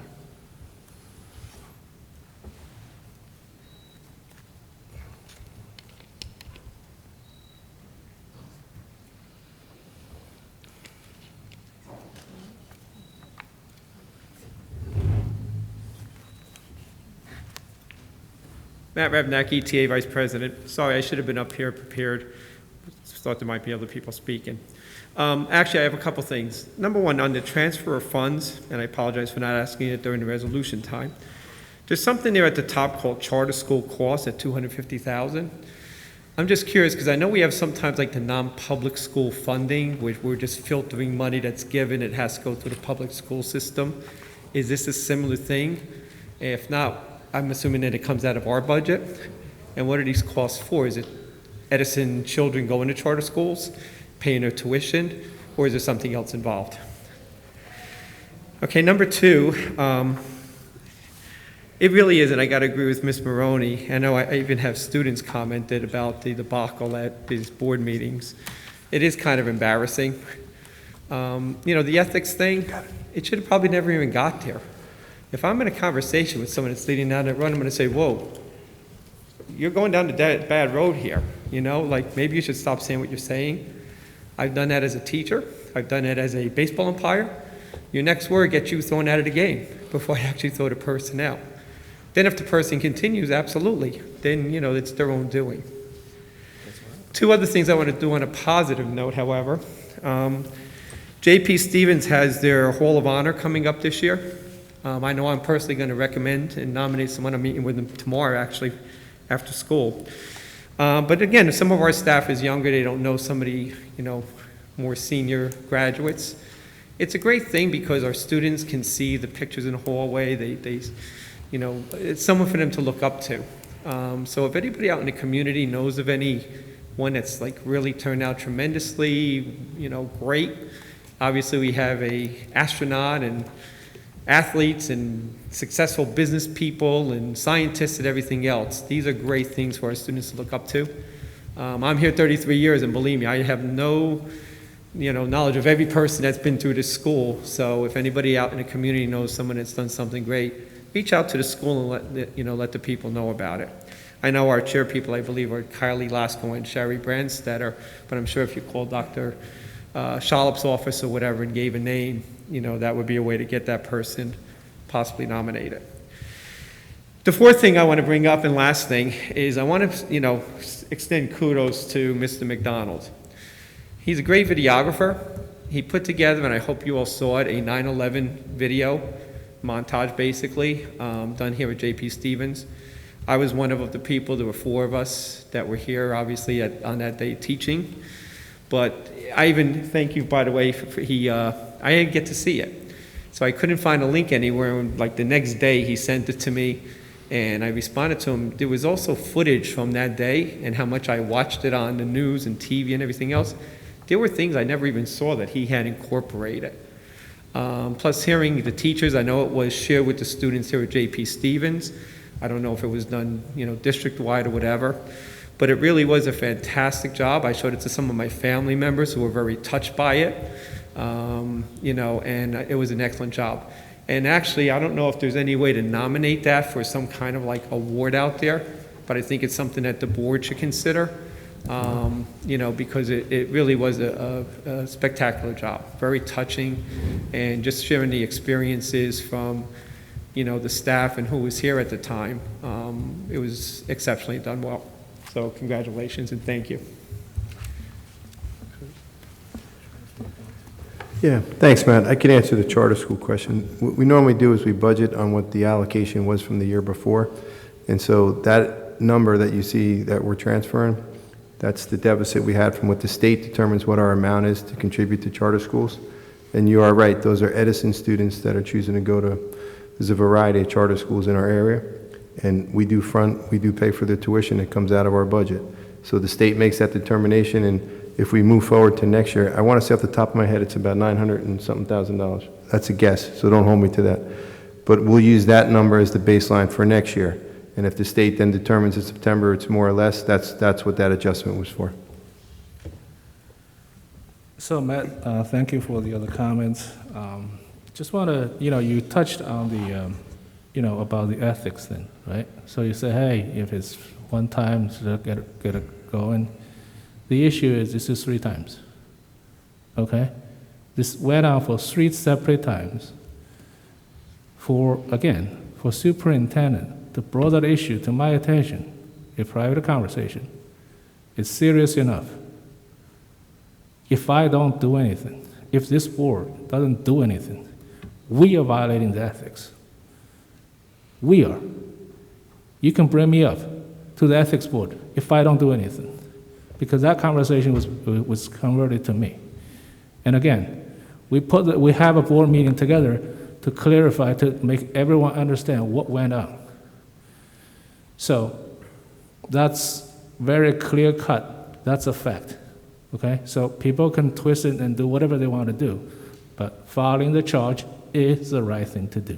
Thank you. Thank you for the first time. Thank you for the first time. Yeah.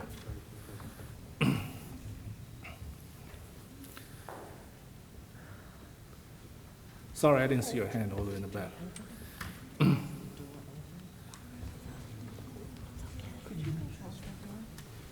I think, you better. Name.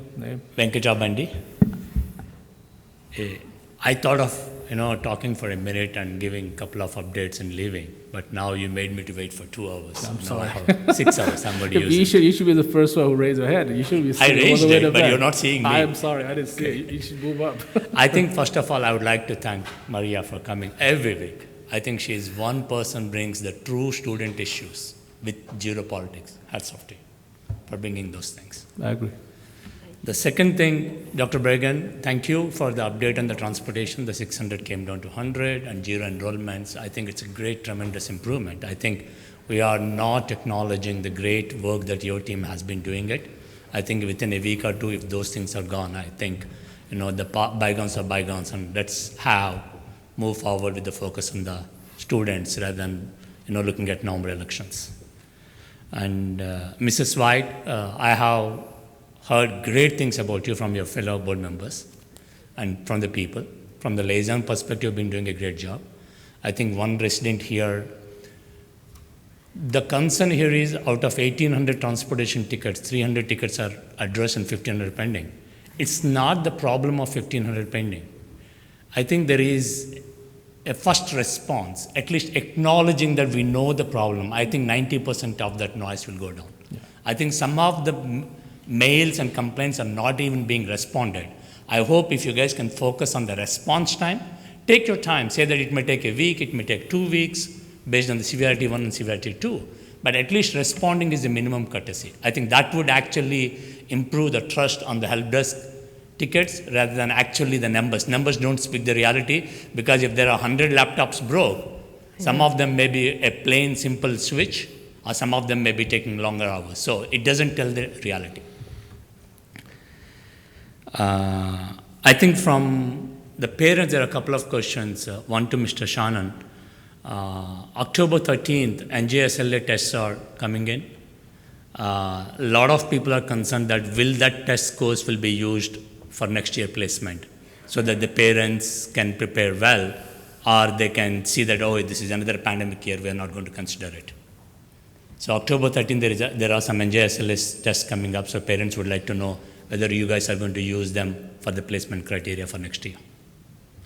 The next one, Mr. Shi, that, I know you gave your priority to your ex-board member and, some of the other people, including my friend, but I don't know whether you remember, I said to Dr. Bregan, he will be damned if he does it, he'll be damned if he doesn't do it. He will be sued for throwing that thing out. I agree that. Otherwise, the board would be sued for terrifying my kids, for allowing the rats and coughing to be there. Board should do something to help the students not to be terrified. You don't want to have the terrified kids, and there will be 10,000 lawsuits from the individual parents for not doing anything versus one lawsuit for a union. I don't care what the union does it. If I'm sick, I don't want to go to the Edison resident. I want to go to the best resident, whether it is in Jersey City or in New York. Even if I have to fly to California, I'll fly down. I wanted the best qualified union to work on it. I don't care whether they're local or non-local. And your ex-board member has brought a good point. So far, I thought that it was only an allegation or ethics charges on one board member, but she gave a hint that it is against 2 board members. You haven't mentioned anything on of it. I think it's time to do the NAPRA and find out exactly what your complaint is, because you gave only 50%.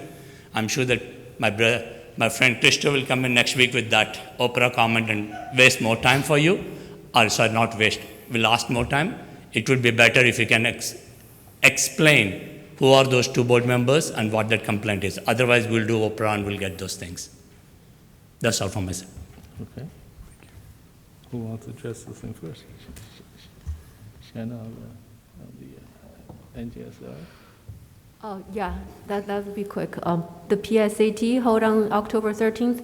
Historically, yes, it was used in some of the grouping procedure, placement criteria, which is listed on the website. The placement criteria was listed on the website, and it has PSAT 1011 as some of the criteria there. Okay.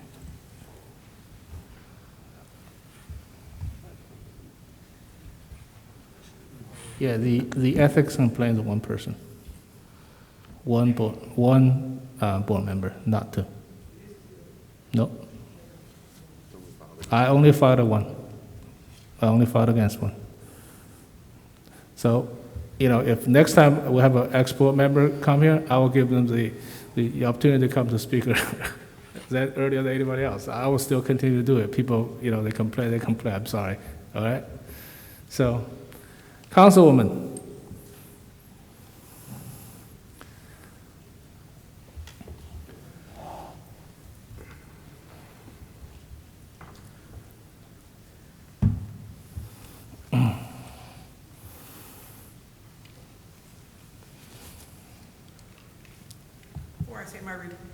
Before I say my rebuttal, I'll say something real nice. Next year is 50 years for me from this school, 1972. So, Braden, Doc, some of my people want to call you and see if they can get involved or get something going on, because people normally recognize people from the 50-year thing. They go through the schools and all that. So, all right. Just let me know. Sure. Okay, I know that because I don't take things personally. When you sit up there, you're the public. And when people say things, you should answer them correctly. When I come up and I come to ask a question, I don't expect the lawyer to say to me, well, we do the same thing the council do. I'm not here as the council person. I'm not mixing up apples and oranges. I'm just asking you a straight out question. What I feel like Dr. Bragan should have never been put in that situation, okay? That's the way I feel. He should have never been put in that situation, point blank. I knew there was cameras and all that today, but he should have never been put in that situation. When I asked you about hiring people with discriminatory past, all I wanted was, no, we're not going to hire those people. We're going to check out their background before they hire them. Something simple like that. Because when there's hate groups and stuff, if they have the lowest bid, I'm like heartbroken that you would go with that person even though they're a hate group. Okay? So can I get a yes or a no? Do you hire them kind of people, or is it okay practice as long as they have the low bid? What's up with that? You want to answer, or do you want to let it Why don't you finish all the questions? No, that's my major question. That's the question that I asked when I came up here before. I'm still just trying to get a definitive answer, and my only problem is that it really bothers me when people deflect, because I'm a straightforward person. So when you deflect and you go on other sides and you play these other kind of games, I really don't like it at all, because I think everybody should be talked to straightforward. Give me a straight answer. Whether I like it or not is not important. Just give me a straight, honest answer. Yeah, Council, can you please stay there? Yeah, we're gonna finish. When the thing is that when you come, I go to your council meeting, I follow the council rules, right? We're not discussing the council meeting. You bring in politics in it again. You're deflecting. We're just talking about the Board of Ed. You twist up stuff. You don't answer the right stuff. When I go to council meeting, I follow the council. I don't care about the council meeting. I'm not at a council meeting. Can you let me finish? I'm at a Board of Ed meeting. When you come to Board Ed meeting, you follow the Board Ed meeting rule, which is you have your 3 minutes, you have your 6 minutes, you answer, or we take all your comments. At the end, we'll give you the entire 6 minutes, we'll give you the entire 3 minutes. So we don't cut into your First Amendment rights, so we can answer the question. So when you're done, we're gonna answer the question, and our attorney, we're going to answer the question. Yeah, but deflecting is keep bringing up the council. That's deflecting. I'm not answering questions for the council. I'm asking questions for me personally. I'm saying follow not the council rule. At all. That's follow the problem. The rule. Follow the rule. That's all I'm asking. So I'm just going to comment and just start with an apology, because I thought, Councilwoman, that you were here in your capacity as the liaison to the Board of Education. I always understood that that's why you came to the council meetings. I apologize if that's not why you were there. I thought that you were the liaison from the council to the Board of Education, and I thought you were asking the questions in that capacity. In either event, there's a mandatory equal employment opportunity requirements form that's 4 pages long that every contractor who does business with the Board of Education or with the Township of Edison or with any other public entity in New Jersey has to sign when they accept their bid. It's part of their bid package. It's a prerequisite that we have to get. In addition to that, they also have to give us an affirmative action questionnaire, an initial workforce report, and a monthly workforce report, all of which contain information about who they are, what their employee makeup is, what their practices are. Those are all reviewed in detail before any bid is accepted.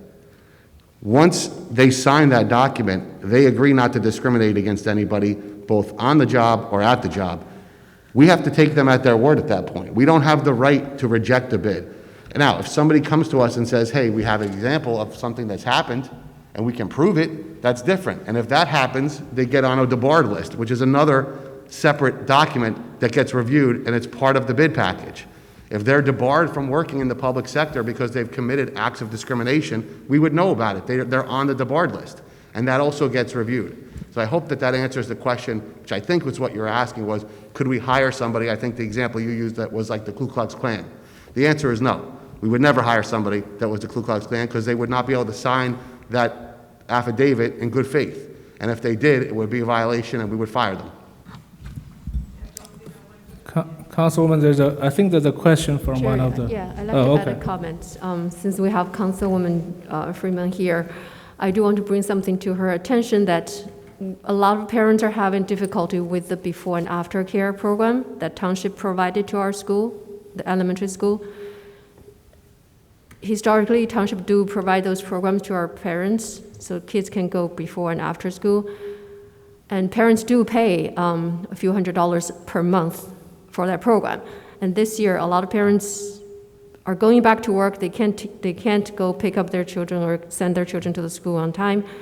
They need the program, but when they go to the Township, they were putting on the waiting list. And so far, they haven't heard nothing about it. They keep calling, and they said they have not heard nothing about it. And this is something very crucial to working parents because they need that help to take care of for the program, the before and after school program. So I wonder if this is,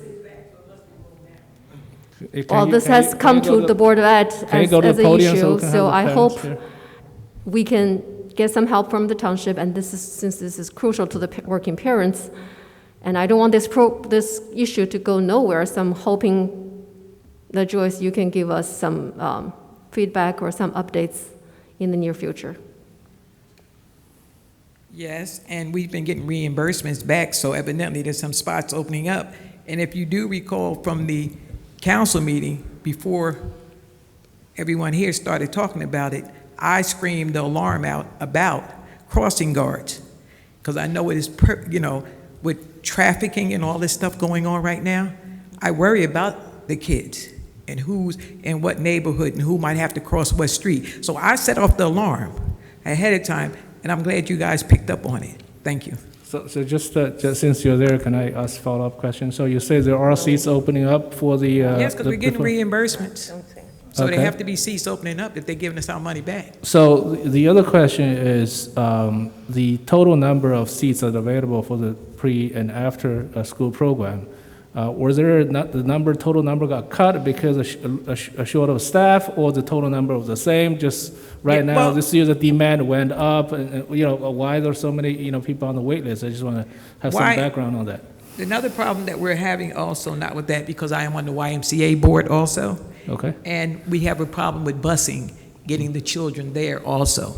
So once we correct some of these busing problems at all, because I try to work with everybody in the township, no matter what party they are, I always think that, I guess because I got a 50-year reunion coming up next year, so I've been here for a while, all right?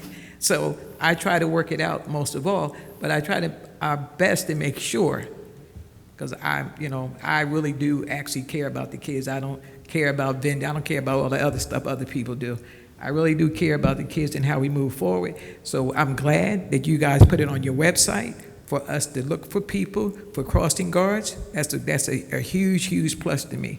And I'm glad that Lieutenant Dudash, who is now Deputy Chief Dudash after this morning, and another good thing, everybody, we got our first female sergeant, our first supervisor in 27 years. So hurrah, ladies, hurrah at all. But I'm glad that he is working hard. He told me he's working very hard on that. So most of the people that we have there with the police, Sergeant Turner and all of them, were 100% want to work with Dr. Bragan and move forward. Thank you. Joyce, the before and after care program does not involve busing. They're mostly held in the school.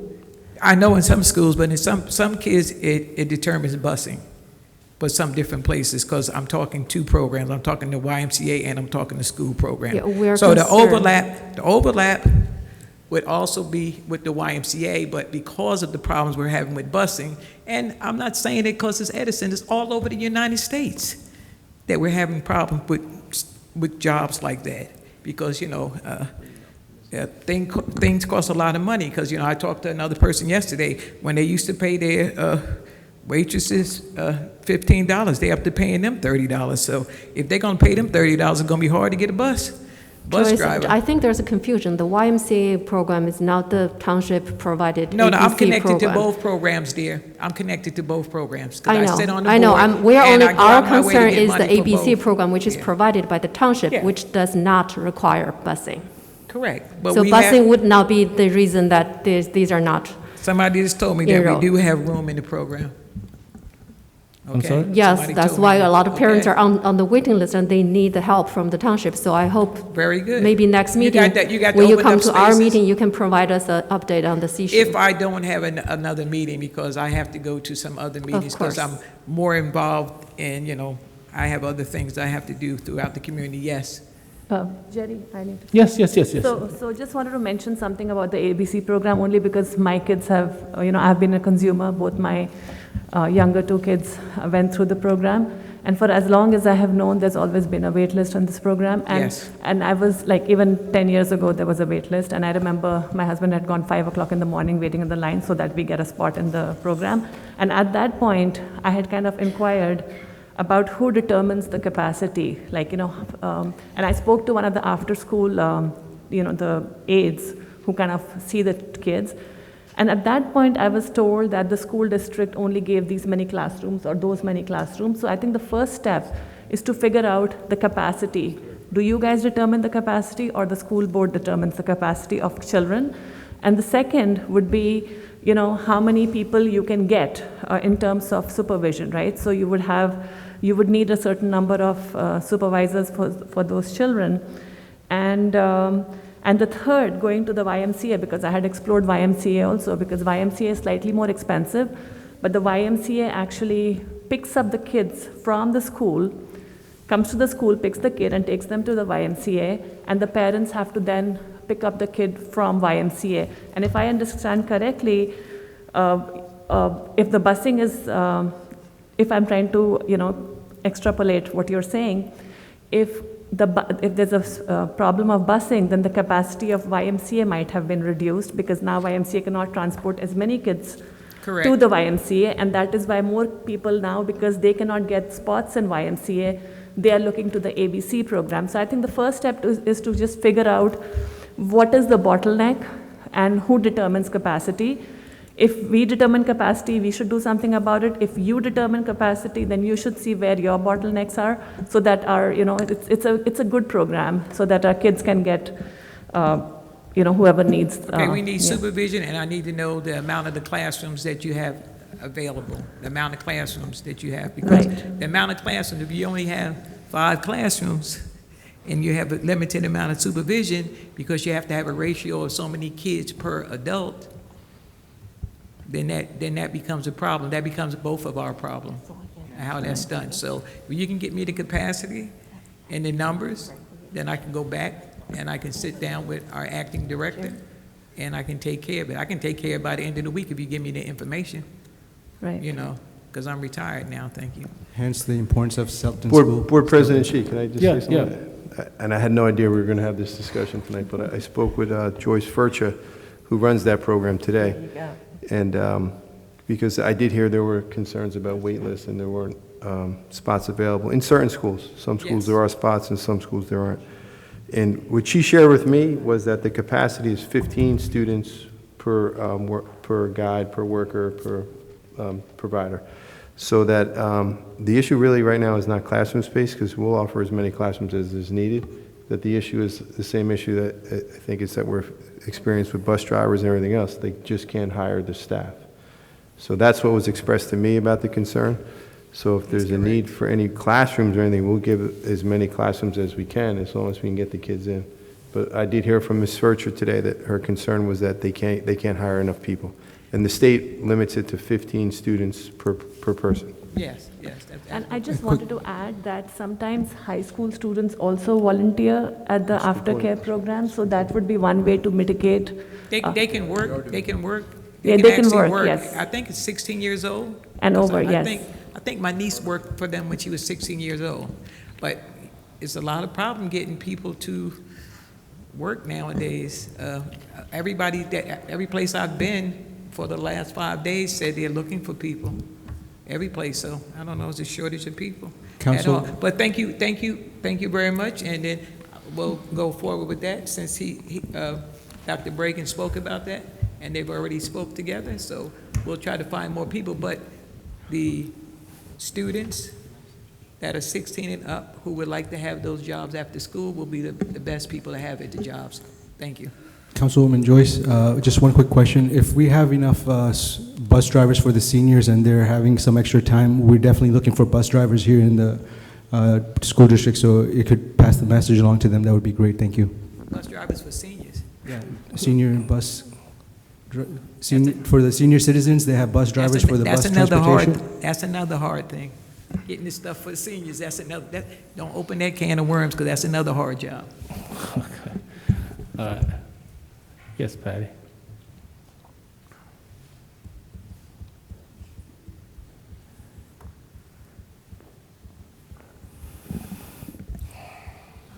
Padmaja Chinta. I had one quick confirmation and one follow-up question. The confirmation is, I just wanted to make sure I understood properly the answer to the question I had before. Unvaccinated close contacts that are subject to quarantine, so their 14-day period will not be shortened even if they get a negative test. Is that, just wanted to make sure that was, I heard or understood properly. Yeah, I believe that's correct, and that determination is determined by the status of the virus in the community. We are orange right now. Should that go lower, they will lower the timeline to 10 days and then to 7, I believe. Okay. And then my follow-up question was about the cameras. I'm sorry to bring it up again, but the cameras are really important because when we're talking about 14-day quarantine period, that's a lot of learning loss for middle and high school students. So I hear when you say it was challenging last year under the hybrid model, but I'm still a little bit confused. Last year, if I recall, most of the kids were taking the classes remotely and accessing the cameras, and they were all allowed to participate in the class even though they were home. But this year, you're saying even if they have access to the cameras, they will not be participating. So why is that a challenge? The cameras can simply be left on. The kids are not going to participate or ask any questions. They're just watching. So as long as the cameras are working, why can't we simply leave them on and let the kids, just watch? So if you can just explain what the challenge is, that would be helpful. Thank you. Okay. I think we answered the vaccinated question, right, that you asked on that. And regarding the cameras, it is as we said, last year parents were afforded the opportunity for the entire school year to make a choice. Do you want to be in person or do you want to be home? And for us, the best way to accommodate that was to have the hybrid instruction, as we said, back and forth. And this year, if you're quarantined or positive, you do have to spend a time out of school, and you'll get that supplemental virtual instruction at the end of the day, either for an hour or two, depending on the scheduling and the needs. And you'll be pushed out the assignments through the Google Classroom, so you'll have access to your assignments and your workload. The idea was to have the cameras on when possible. It's not always possible. You can't just let it run all day long. There's not going to be people in that room all day long. Class instruction is not going to be occurring all day long. And there are times when the teacher's, taking the daily count, taking the lunch count. That's not an instructional time. So when we can, when it's possible, and I think you're referring to secondary, we'll try to have it on during the instructional times. That's the best answer I can give. Ganesh.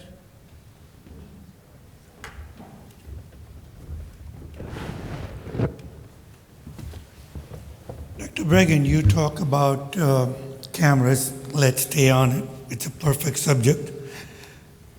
Did we give teachers trainings on this, how to operate them? And number two, somebody just said that kids are staying 14 days home. And there's a lot of kids who wants to learn from home. Parents don't want to send them here. Can we redo the calculation of the kids and put 28 kids in one, for counting purpose, let's say 20 kids in one class, take a couple of kids out of there, put them in a separate class, that teacher will only teach those 28 at home. Can we do that? Because I'm sure it's easy. You said we cannot leave the camera on all day. Well, you don't have to. Let's say I'm the professor or I'm the teacher. I have a link that is good for subject 1, period 1, period 2, period 3. They have a specific link. When they turn on, the link goes to that class only. Once you shut it off, the link is off. So I don't think it's a big problem in that. So I think somebody needs to do this technicals and get it right so that we could have every student studying instead of they losing. Thank you very much.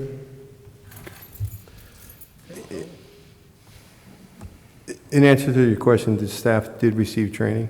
We have a great staff development program that trains our teachers in a variety of instructional methodologies and stuff. And last year, they offered a lot of training on a variety of different things for a number of staff using cameras, online learning, and things like that. So we did offer that training. And I do understand your perspective. Tony Piscotti, Pine Street. So again, my question about the cameras and your response, Dr. Bragan, was they work when they were installed. Okay, that's fine. But again, what I'm hearing from some teachers is that they're not working now. So I get, we paid a vendor to put these cameras in, they worked. But a year later, we're hearing that they're not working. Some of them aren't working. So is anybody going around checking to see if they're working or not? That's my question. What's the status of what cameras are working, which ones aren't? And again, if we have kids that are going to need to use the cameras and the cameras aren't working for that class, well then what's the solution to that? So that's my real question is, are the cameras working?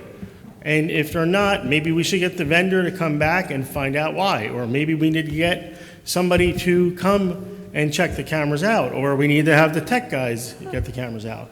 But again, this is what is being told. And I know that some of the teachers have told the principals this. So I don't know if it's getting to you or it's not. But again, if we're going to use the cameras, even a minimal amount of time, we need to make sure that they all work. So we know, you guys know which ones you can use for what kids.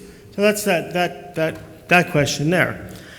And Mr. Shi, again, what you normally do is you like deflecting, answering questions, and your just flat answer is the transportation thing was talked about last week and we decided. Well, no. Again, more questions were asked this time. The questions were asked, why, and I don't know why you are ignoring the question, why hasn't the Transportation Committee met? What is it such a big deal in telling us why all the other committees met? We hear about the Food Service Committee, we hear about the Community Relations, we hear about why has not the Transportation Committee met all year? If you don't need it, then kick everybody off it and dissolve it. So again, what I have said in the past, you put doubt in the residents' minds because you don't want to answer very simple questions, or maybe it's not so simple, and maybe there's a reason behind them not meeting, which I can't understand, but you, as the board president, as representing the taxpayers, deflect the reasons and the answers for some reason, and you expect taxpayers to trust you. Time's up. Board President Shi, I would like to make a motion, please, because we answered these questions 7 times already, last meeting and Okay, this time. I can So, ask as again, many questions you as I can, want but it's every gonna- single time, the same question at every meeting if I Your want time's to. up. Your time's Mr. up. Wait, I need to finish this. No, your I time's can ask the same question at every meeting. You don't Time tell out. a resident Time out. what Time they out. can ask. Oh, Time that's out. fine. You always walk out of meetings. Time out. No problem. Time out. 'Cause you're- Auto. Go Tony? ahead. You're okay You're if done. you walk out. Yeah, you answered, yeah. Yeah. You want, you answer the question for the camera. Tony, regarding the cameras, I don't have knowledge that they're not working. So if they are not working, please tell whoever's telling you to tell their principals, and their principals will get to me, and we'll see what we can do to fix those. That's my understanding at this point. Again, you know, the Transportation Committee question was answered last time. There's no need for the meeting, okay? So you keep coming, asking the same thing, right? So thank you for that. It's not deflecting the question. You just want to continue to answer that. Excuse me, there's no back and forth. Yes. You have the answer, just watch the video.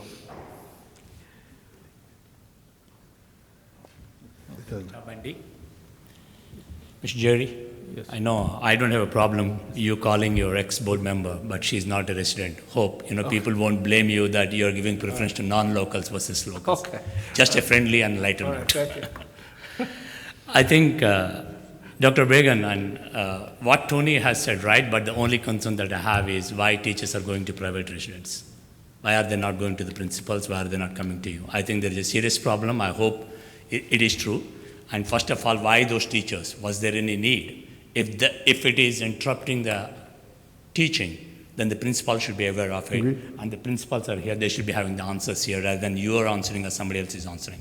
So I think since I heard this keep on coming it up, this issue is coming up, that's why I feel that the principal should be able to take care of that. And Mr. Jury and Dr. Bregan, I think for the last 3 meetings, I thought of bringing this up. I don't want to really bring this so late. I think the placement criteria of colleges are getting very tough.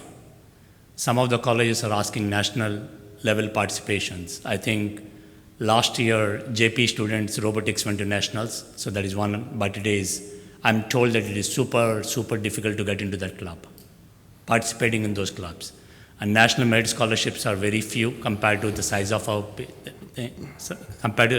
school. And National Honor Society and some of the Edison High School websites are not updated properly. So I think if you guys can look into it, how we can help our kids to get into that national level participations. I'm not saying that it's not been done, but you can count them on fingers. But there are some of the charter schools are putting at least 10%, 5% of their school kids into those national merits and national honor societies and national level participations.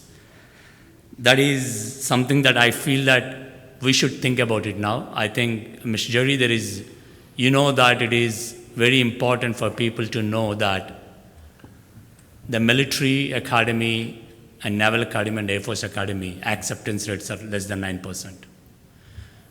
It needs a total 6 to 8 months of preparation and some guidance. If you guys, last year you guys had 5 kids went to that place, maybe, a PE teacher spending a couple of hours and grouping those 20, 30 people who are interested and coach them, train them. It's after school, an hour or 2, or guide them, mentor them. I think that will truly help people to get into those things, because I see a lot of our neighboring schools are having more kids going to those academies than our school. I think that is with no additional cost, with little extra effort from the high school principals, we should be able to accommodate that kind of help and mentoring to those kids. Thank you.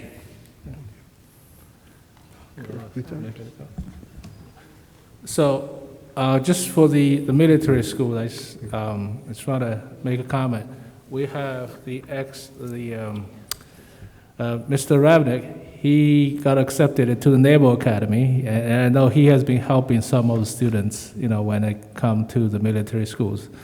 And I have a bias. I hope he, mentor them to go to West Point instead of Naval Academy. Oh, I'm sorry. Okay, okay, but you had a bad choice. You choose a bad choice. Okay. Sorry, it's Army and Navy thing. We all know. So if actually students who need help, I'm pretty sure Mr. Ravnik is more than willing to help. Although there's no official club or anything, go out and reach him. I'm not putting you on a spot. I know you have a good heart. You're gonna do that, right? Yeah, he did help a couple of the kids in his class that went to the academy this year and knew that for a fact. So anyone who has any interest, Mr. Ravnik, J.P. Stevens, math teacher. All right? Okay, Sue.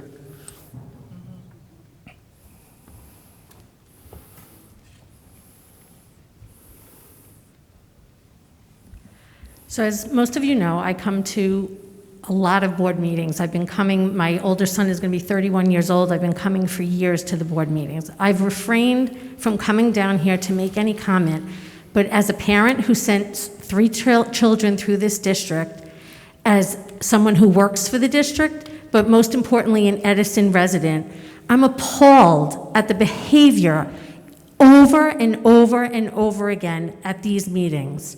There are children that are home that are watching. I just watched the vice president of the Board of Education storm out of here cursing as he went up the aisle. It's appalling. It's got to stop. If we had behavior like this in the classroom, we'd be writing children up, they'd be suspended, they'd be in detention or whatever. It's unacceptable, and you guys have to stop. You're acting like you're in kindergarten. You've been elected by the people of Edison to serve the children of Edison, and you're acting worse than the children would ever act, or that we would accept in our classrooms. It's got to stop. Thank you. Thank you. Thank you. Any other public comments? No, you can't. Twice already. So. Motion to move to privileged session, please. Motion to close? This is not the way to do it. You already had twice. You did this. Excuse me. Why don't you tell him not to do it again? Excuse me. All right. Motion to close public comments? Motion. You're out of order, please. You're out of order. Please, sit down. Sit down. Okay? Sit down. Please. What are you, my father? He's the board president. I'm calling the meeting. I understand. Please sit down. Please sit down. Please sit down. Sir, the public comment section of the meeting is over. Public comments meeting is over. Public section is over. J.P. Stevens is my school. Can you please take him? He walks like a child and yells at Motion to privileged session. Motion to close public comments? Motion. Okay, all in favor? Aye. All right. Now we're going to closed session. We're going to closed session. There's no action. Yeah, he will read it and we'll say. Whereas Section 8 of the Open Public Meetings Act, Chapter 231, PL 1975, permits the exclusion of the public from a meeting in certain circumstances, and whereas this public body is of the opinion that such circumstances presently exist, now therefore be it resolved by the Board of Education of the Township of Edison, County of Middlesex, State of New Jersey as follows. The public shall be excluded from discussion of and action upon the hereinafter specified subject matters. The general nature of the subject matter to be discussed is as follows. Attorney-client privilege discussion regarding superintendent's evaluation. It is anticipated at this time that the above stated subject matter shall be made public at such time as the need for non-disclosure no longer exists. This resolution shall take effect immediately. Can I have a motion for that? Motion. Okay. Motion. Dr. Chen and Mrs. Pan. Okay. Motion, Roll call? okay. Yeah. That's fine. Didn't we do all in favor? Oh, can we, all in favor? Aye. All opposed? Close. Okay. So we do not expect to take any actions after this. See you guys next month. Good night.